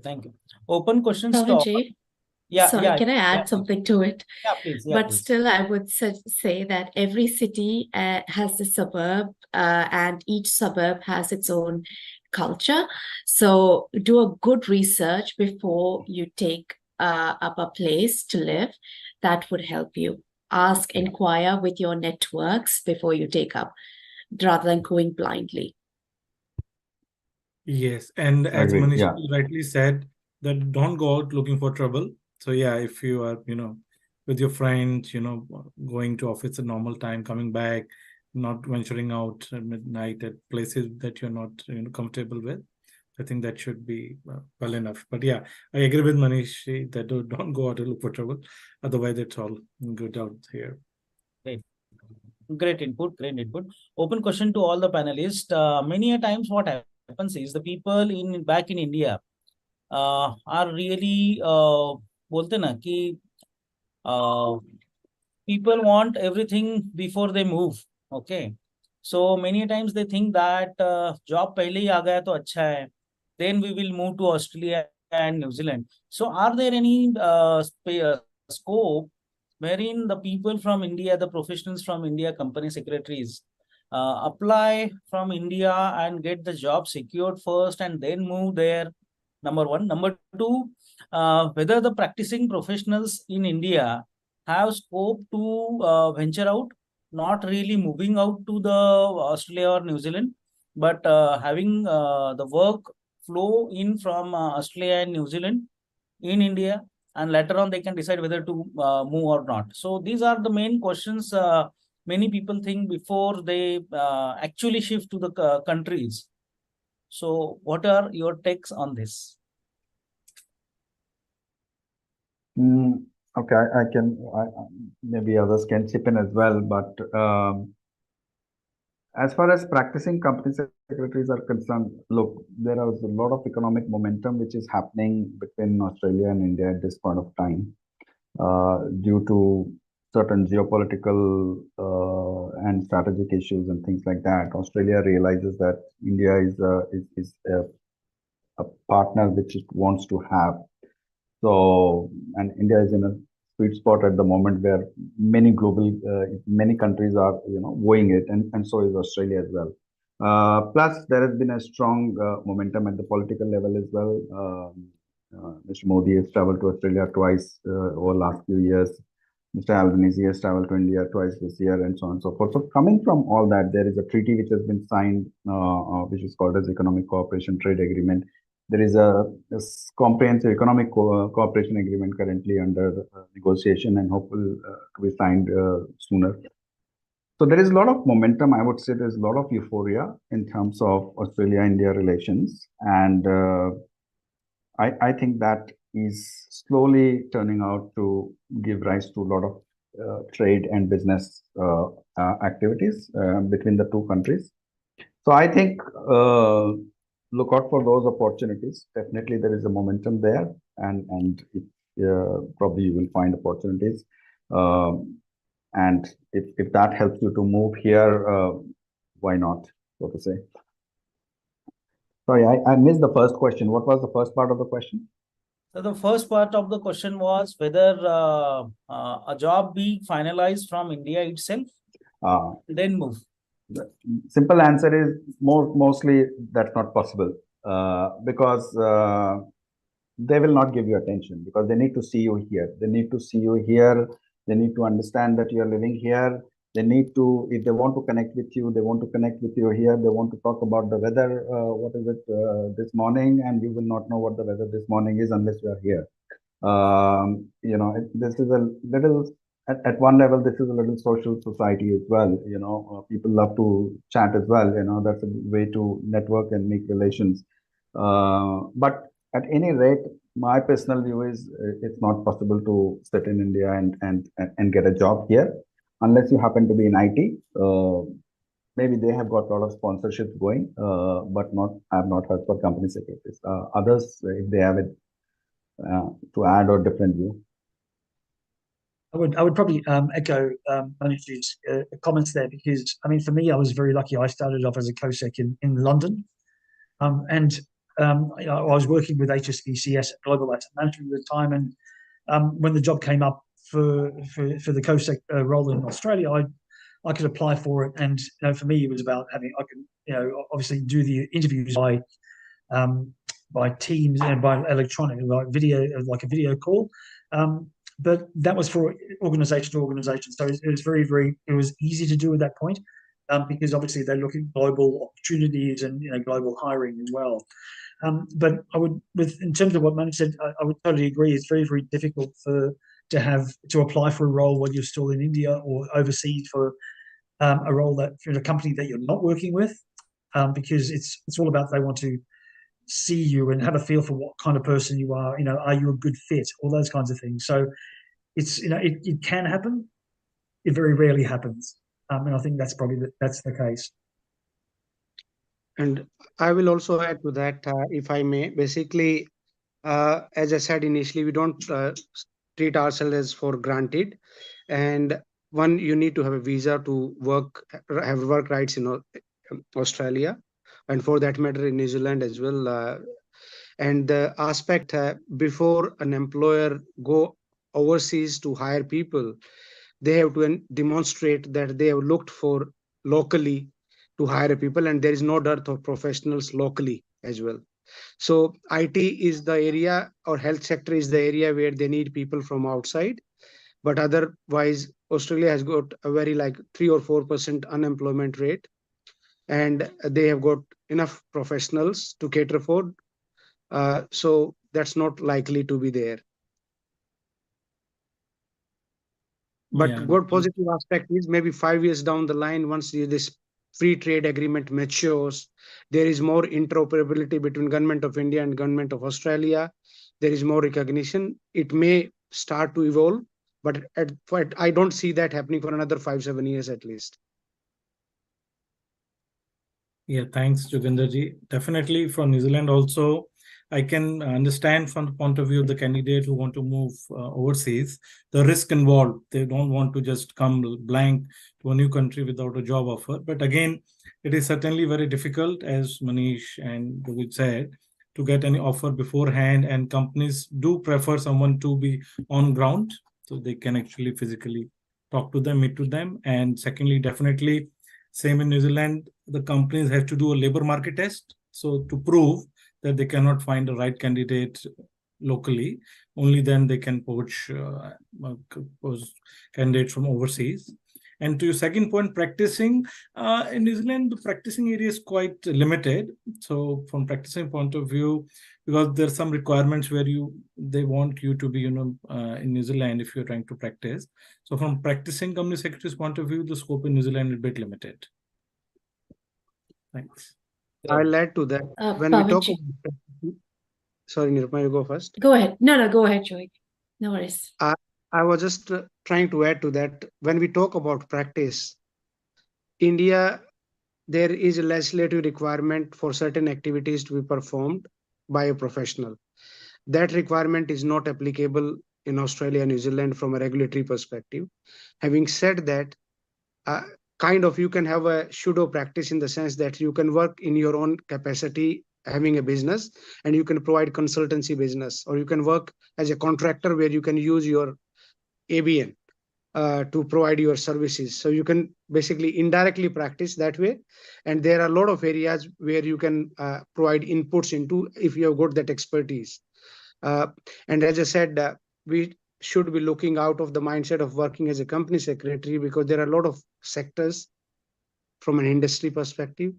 There are a lot of areas from a practice perspective where you can provide your consultancy services, or you can work as a full-time employee. And good part about Australia is there are flexible part-time jobs as well. So you don't have to work full 5 days. You can work 2 days a week as well. You can work 20 hours a week also. You can work 35 hours a week also. Or you can be a 40-hour work full-time employee as well. So that's the work from a work perspective. But I think as a professional, we need to understand there would always be challenges because our society is changing. The way companies operate, that complexity is coming in. There is a lot of regulatory change. And for a governance professional, these are the challenges we need to face because of increased complexity of either us, the organization, or the operations of that organization, especially because of the lot of focus of stakeholders on the remuneration being paid to the governing board or managing directors, as an example. So there is that shareholder activism is taking quite a good proactive shape across the globe. There is a lot of reporting requirements coming and applicable to industries from non-regulatory requirements or non-financial aspects around diversity, sustainability, around culture. And there is a big focus on these in Western world. And it's coming up in India as well. Recently, Supreme Court have an judgment on the marriage between the same-sex partners, as an example. But this is kind of recognized in jurisdictions like Australia and New Zealand from that perspective. But from a company perspective, sustainability and climate risks are two key aspects which would be emerging areas of practice for us. But in addition to that, even from the current, in addition to the company secretary role, what we perform to support the board or the legal role, if we have got legal qualifications as well, there are more opportunities there. You can, as Nivrupma suggested, you can work in data privacy record keeping or data quality. And we really are good with numbers from a data quality perspective. We can work as business analysts on reg change programs to help industry identify the impacts and then help industries comply with those requirements. Cybersecurity is an emerging area across the globe, and we can really do well. And I'm glad to see that Institute is having that as a topic in the curriculum as well. Then there are, especially from a governance perspective, at least for banking and finance industry, which is one of the biggest in Australia, and I would say in New Zealand as well, BEAR or FA. And there are specific requirements around that. Normally, a compliance person or a company secretary may be given added responsibility to support in those areas. Then you have got management of conflicts of interest. So all these big industries, especially in finance, when you are interacting with the clients, you have to manage conflicts. How do you manage that? So there is a dedicated specialized role for a conflicts of interest officer of the organization who helps business have processes in place, controls in place to ensure that the conflicts is managed properly. Then you have got financial markets, and we do study securities markets as a subject in our study. So which is financial markets like derivatives, options, how they are being traded, how they need to be disclosed, how you identify the suitability of the client. So that's another area for us. I've already called about climate risk and sustainability. Manish called about financial crime. Financial crime these days is a big area where we can add value, provided we have got the right skill set and experience. And that's where CAMS certification is a good segue to move into globally. So if you can get some certifications in that area, that could be another help. Then each in sector, whether you are in banking, insurance, superannuation, mining, you have to have certain licenses. So the compliance of the licenses is a key area where we can focus and practice as well. Then I would say technology risk. And then there is generalist compliance areas which could be either in your retirement industry, your old age industry, can be your in property markets, retail markets, it can be in health, it could be in public transport. So there is there is no lack of opportunities, but as I said, we have to have open mindset and develop those skills. But for that, you have to move, and for that, you have to have a visa. And for that, the aspects initially which I discussed, you have to have certain qualifications, you have to have certain experience, and then you have to have got certain finances accessible to you. And best on that is you have to have that willingness to move and accept that challenge and have that resilience and adaptability. Yes, there is no dearth of opportunities. Thank you. Thank you. Nirupama ji, you are adding something. Yeah, just one point.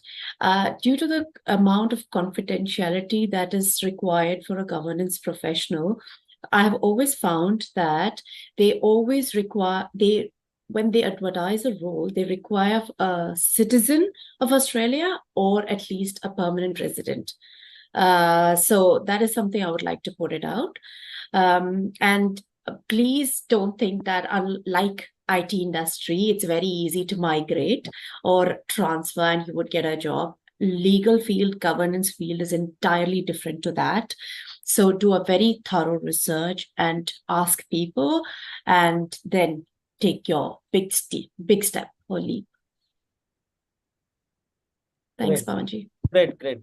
So what is the typical age group which should plan according to you, being there, working there, that the people should think of moving or having a job or their consultancy at Australia or New Zealand? I will go if that's okay with other members of the panel. There is no age in that sense, I would say, but from a visa perspective, there is a restriction. After 45, you won't get points. So you won't be able to get visa. But I would say it's better to come as early as you can. There are people who come as student, but it's very hard for you as a student to settle and get a permanent residency visa. That's where you have to be smart enough to identify the right area of study where you want to. But for us as a professional, I would say once you qualify your CS, you would be somewhere around 20, 21, 22, then at least 5 years of experience. To me, 25 to 30 is a good age to move because you can still have that adaptability, you still have some resilience, you can still start afresh. But as you grow in age, you have got family responsibilities, there would be more challenges. So it's more about you as an individual, where you stand in your career, where you stand in terms of your family responsibility and your finances, which is the key driver rather than what's the best age to move. But as I said, it doesn't matter what age you move, you would have to start from scratch most likely. So that's the challenge you have to understand and appreciate. Are you willing to do that? Are you open for that? And as I said initially, have clarity of the objectives. Why do you want to move? To be frank with you, majority of us move to Australia not for the career development, but for the lifestyle and the opportunities for the children. If we compare that back to India, because of the level of competition. But to be frank with you, I'm here now for 17 years, and even that landscape is changing. It's more competitive here now because more people have come, and there is more focus. And all of people from Asian countries want to go into certain professions, though that's becoming challenging as well. So there is no right or wrong age. Look at your own situation and go for it. Thank you, Jogender. Yes, for New Zealand point of view, age is just a number. You can start at any age, so people don't hire you looking at your age. But yes, definitely, as Jogender told, for immigration or for permanent, residency, visa purpose, it's better if you come before 40. You definitely get additional points, and if you are moving as a couple, you get more benefit. So definitely from job point of view, there's no age, but from a visa point of view, it's better if you come before 40. Maybe somewhere between 30 to 40 would be the right age if you are planning to make that move, because you are more mature that way. And if you are married, so you can, your partner could also support you in many things, because there's always a challenge when moving overseas. So if you are a young couple, that would be, I think, ideal situation to test the waters. Just to add one or two insights there. So, Siddharth mentioned about the, your partner as well. I think no right age, as Jovinder as said. I moved in very late. Some people move very early. Some come from studies. Some come from permanent residence and all that. So different people have different situations. Having said that, I think early 30s seems to be a little more ideal because you have a runway to make your career as well. So that helps. If you have a partner, that helps. And when you're considering for applying for visa, if you are not the one who has the right qualification, sometimes your partner may have something which can get you more. She could be the principal, or he or she could be the principal applicant, or can get you more points. So those situations can also be there. So I think there is no perfect answer, but maybe 30s seem like, because you also have to consider you have to be prepared to support yourself without any earning for a couple of months, maybe up to 6 months.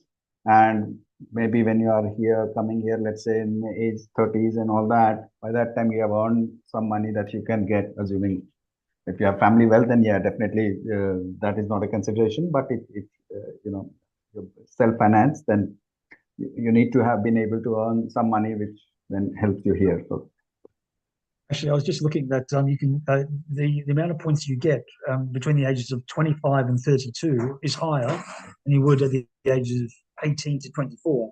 So you do need to be a little bit older. But then, of course, after 30, then it starts going down. To 39, it's only 25 points, and then to 40. So you got to get in early, but not too early. Is the thing there. Great. Thank you for that.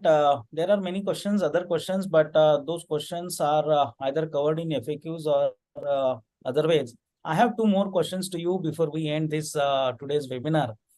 Many times it is seen that people think of shifting, and we were also discussing that there are very less chances that we will get a job or a opportunity sitting in India from home and coming there with a job.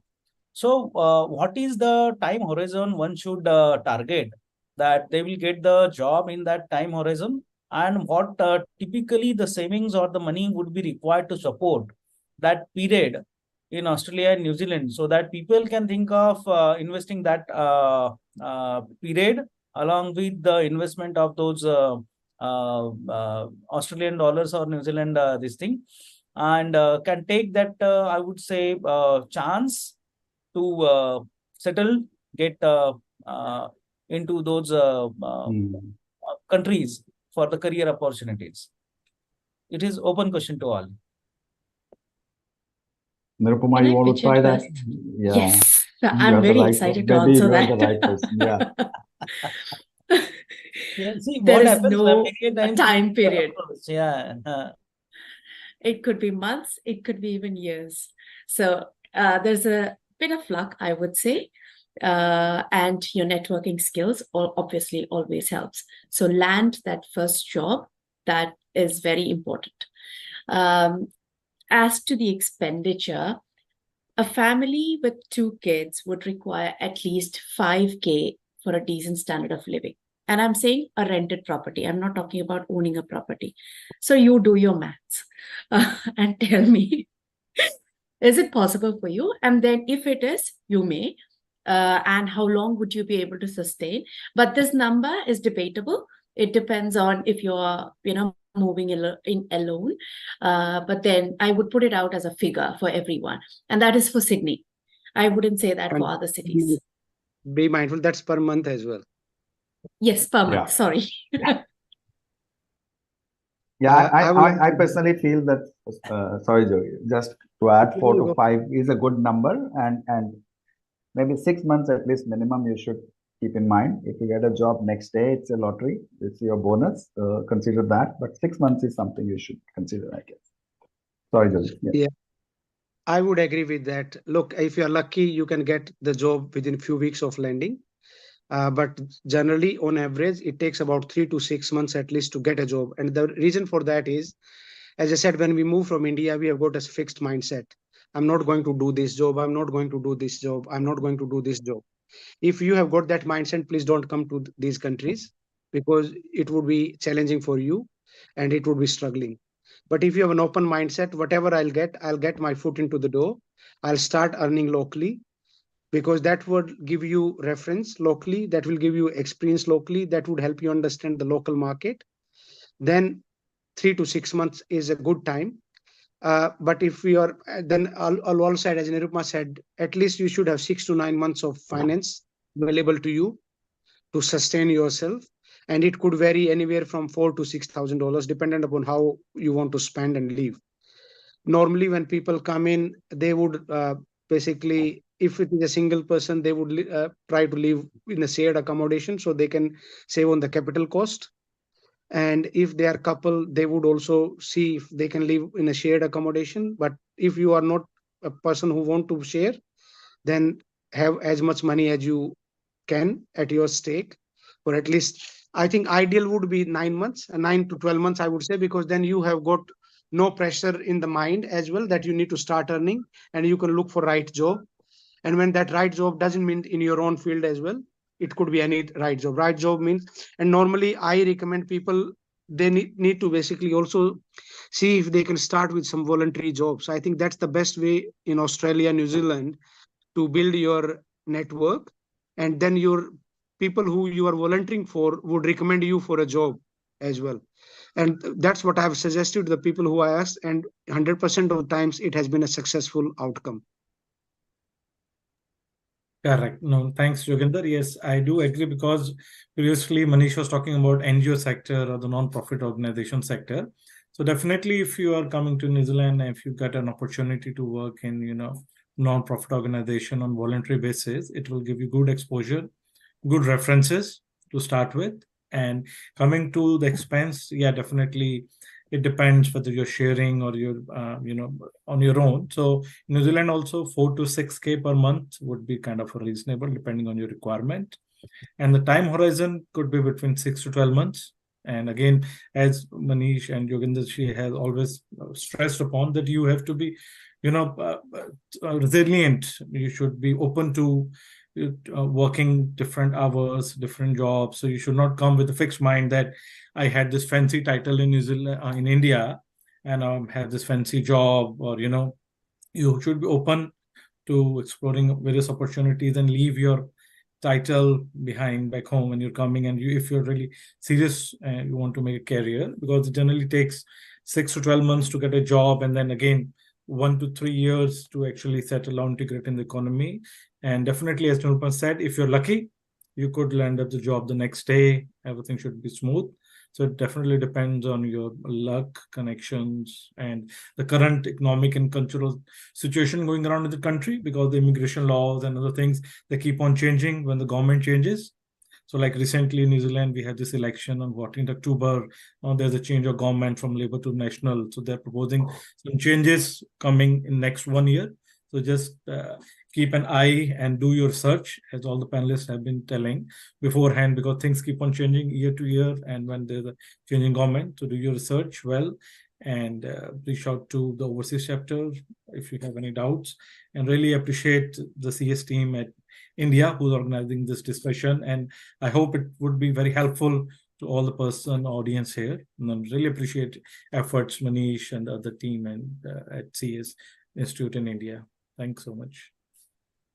I'll just add 1 or 2 points. Sorry, Siddharth, unless you have still to add something.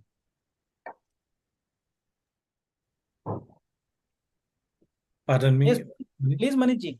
Okay. I think just 1 or 2 slightly on a different note insights. The kind of growth that we are used to seeing in India in our careers, that doesn't exist here. We should always know that. Here you may end up spending several years, if not more, at a similar level.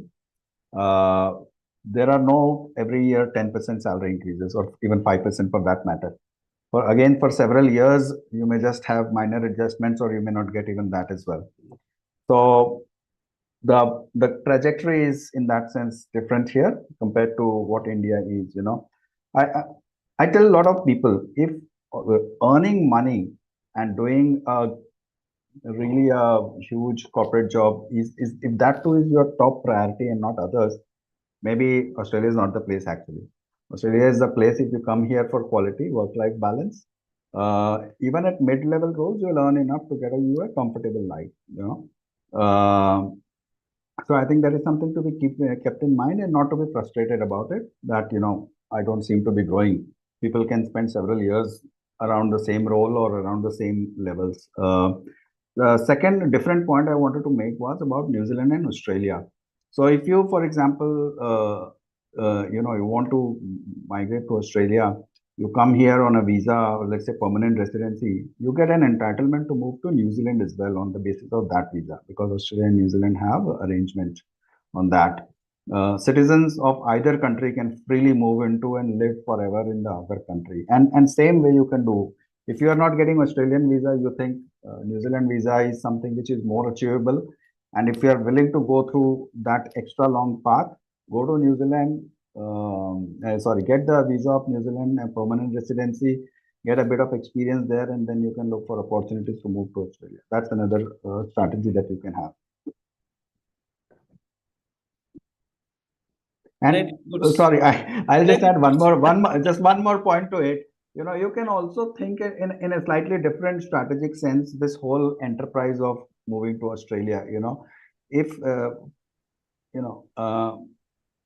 you can think it in this terms that, okay, you get a permanent residency. In 5 years or so, you will get citizenship. 4 years it takes as an eligible period, and then another 1 year about for the process to be completed. After that, if you still believe that this is not something that you were really looking for, you can always go back to India. You can take your overseas citizenship of India papers, and you can live in India again forever as an Australian citizen and OCI.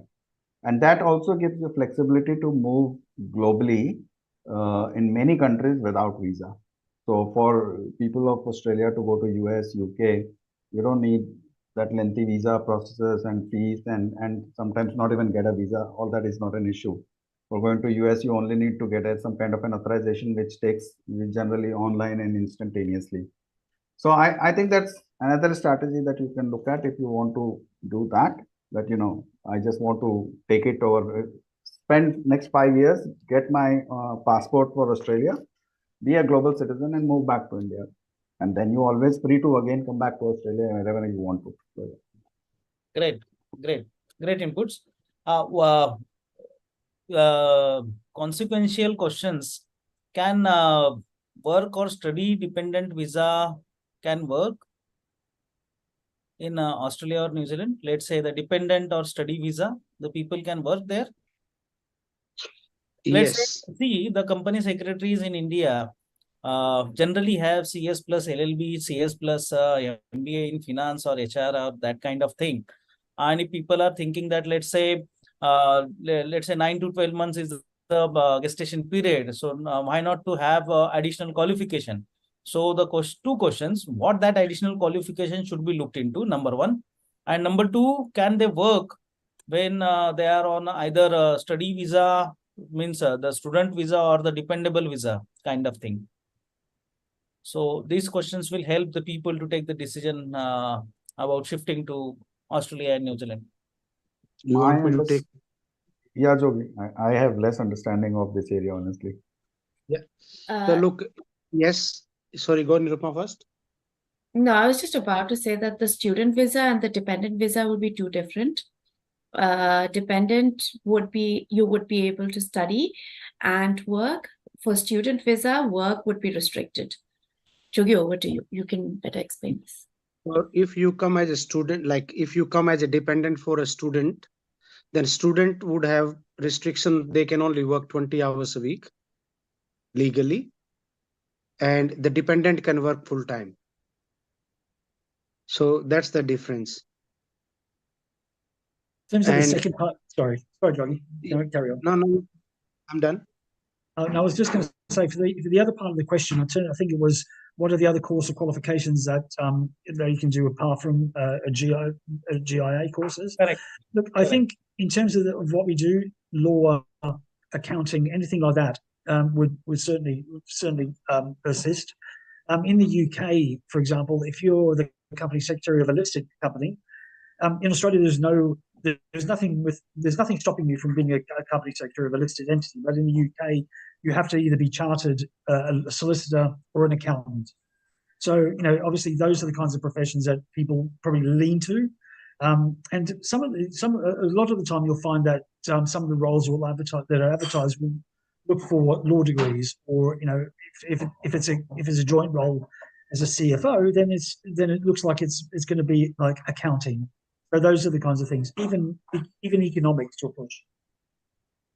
And then for people from India who have done the law degree, if, say, for example, they have done a 3-year law degree, they would have to, if they want to do law in Australia, they can get some exemptions from the Law Society, and they can go through that rigor. But then for Australia, you have to go through that rigor, which would be at least 3 years. And there is a mandatory practical legal training before you become eligible to become a member of the Law Society, which is similar to the Bar Council of India. But if you have got a 5-year law degree, then you have to only, like, if 3 degree, then you have to go to complete at least 12 or 13 subjects. But if it is 5-year degree, then you only have to do 4 subjects. So, and each subject 6 months and 1 year PLT. Yeah, Great. to add to this, Yeah, it has been advised, like I looked into this personally for myself.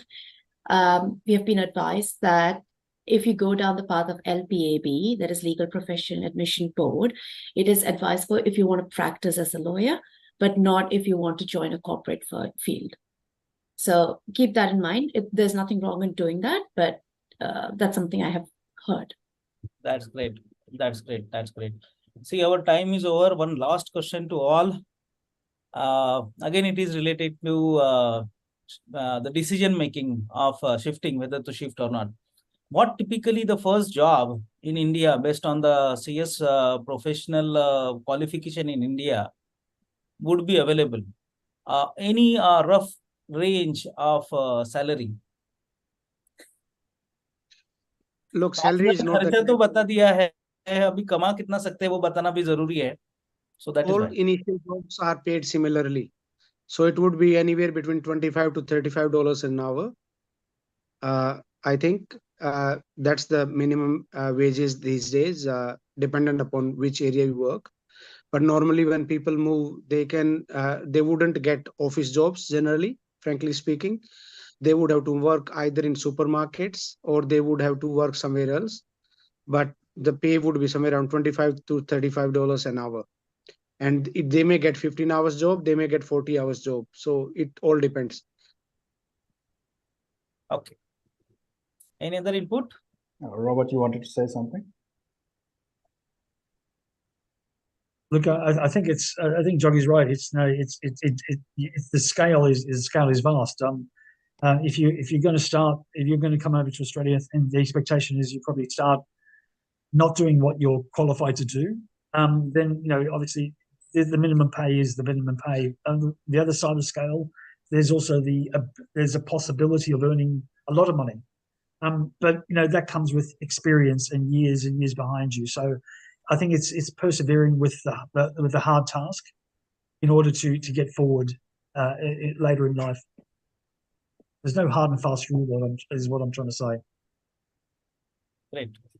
Just to give a perspective, even the plumbers and electricians and drivers make plenty of money, and sometimes even more than the employed, people in compliances and all that. There is plenty of bus driver roles which pays very well, and they are not getting people. So the point is not that those are the professions that you're looking for. The point is that it's again a very different makeup. The cultural landscape is something which defines a lot of these decisions. I once talked to a bus driver, and he said that he was an accountant and then he became a bus driver. I actually came across, and this was in my early days in Australia, and you could be very shocked with some of these things. So I think it's really required that a lot of our cultural and social thinking, which is because of the Indian context. When you land here, it has to be different, and you have to look different. You have to be very flexible, and there are plenty of jobs, and probably I think Indians have started to do quite well. I see a lot of them in very senior roles as well, right off head offs and CEOs and all that, and right down to lower level. Of course, the stories are not as I would say strong as they are in. We always look at US and UK, Mr. Sunak and Pichai, so to say. But I think Australia is on its way to become that kind of a society as far as Indians are concerned here. In next 20 years, I believe we will be a very powerful diaspora here. So again, if you have a right perspective, right attitude, and you're coming here for the right reasons, you should do that. Yeah, but have a lot of flexibility in your thinking. Yeah. Can I be blunt? Like, if you are a professional in India, and if you are earning, say, for example, in your mid or junior level, about 10 to 15 lakhs salary, and you go to your own home, I think you are better placed back home, because you would be growing your in career in India anyway, because of as you gain more experience. Otherwise, it would be very challenging for you if you are moving from that level to Australia. Mentally, you won't be satisfied, if that makes sense. That's where it is key to understand what's the objective you want to move. Normally in Australia, people change 5 or 6 professions during their career, from one profession to another, as Manish suggested, and every job is equal. There is nobody challenges why do you do this, why do you do this. You can do whatever you want. Great. Thank you for all the inputs. Basically, it was a personal interaction, but with a professional touch. I would say you shared everything, all the questions which a normal mind can have while shifting or while taking the decision to whether to shift to any other country or not. And when it comes to Australia and New Zealand, people are always fancy their chances that we wish to go to Australia, we wish to go to New Zealand, we wish to study abroad, we wish to take up a job, we want to settle there, and many other things. But today's discussion, I must thank all the panelists basically, and also the ICSI Overseas Center in Australia, who have helped ICSI members back here in India and across globe. More than 3,200 company secretaries have attended today's webinar, and I'm sure that the questions or the queries which we were receiving, the Australia shift होना है, New Zealand shift होना है, क्या करना है, किसको contact करना है. So that all those questions, including the economies, the gestation period, and what kind of mentality you should have, whether what residential area you should have, how the education happens, 3 years, 5 years, LLB courses and everything. So New Zealand and Australia definitely, including those practical tips for visa. Manish bhai gave that कि पहले New Zealand मिलता है तो New Zealand ले लीजिए, and then you can come to Australia and all those things. So all the practical things are covered up, and I'm really thankful to all the panelists who many a times bluntly given the truth, because decisions to be taken on the actual facts and not on the hearsay things. So I'm really thankful on behalf of ICSI, on behalf of ICSI International Committee. And I also thank the role of the people who are handling, including Priti Madam, Sonuji, and all those things. And our chairman, International Affairs Committee, NPSG. I really thank all the panelists for making it happen, giving their evening time today, and making it so interactive, so informative and practical for taking the decisions back home here at ICSI members in India. So I thank Siddharth ji, Manish ji, Mr. Robert, Mr. Joginder, Nirupama ji. So keep interacting with the ICSI people, I am sure you will get many LinkedIn connect requests today, and people might be requesting you for the more information. So I would request all of you to please help support the members back home so that they can take the informed decision, and their career choice is not in a wrong path, and they take a very well informed decision. So thank you once again, and eager to have more interactions and more connections at Australia and New Zealand. And I'm sure under the leadership of Manish Bhai at Australia ICSI International Center, Overseas Center, ICSI will spread its wing not only in Australia but also in New Zealand, and keep suggesting us whatever is to be changed at ICSI's level, and we are very open. Dynamic President Manish Ji, again he is also Manish Ji Gupta, and our Vice President ICSI B Narasimhan sir, he is already on this overseas this thing, making a profession global. He is already into London for various meetings and all those things. So this year the council has decided that let's take the ICSI, the company secretary profession to the global level, because we have all the things. I agree that many company secretary institutes or chartered secretary institutes have changed their name to governance professional, which is giving a true picture to this. And let us hope that we company secretaries who are the governance professional flourish more and more in coming days than ever before. Thank you one, and thank you all. Thanks to Thank the you. audience also. Thank you. New Zealand. Thank you so much. Thank you. Thanks Good night. ICSI. Yeah. Thank you Thank very much. Thank you.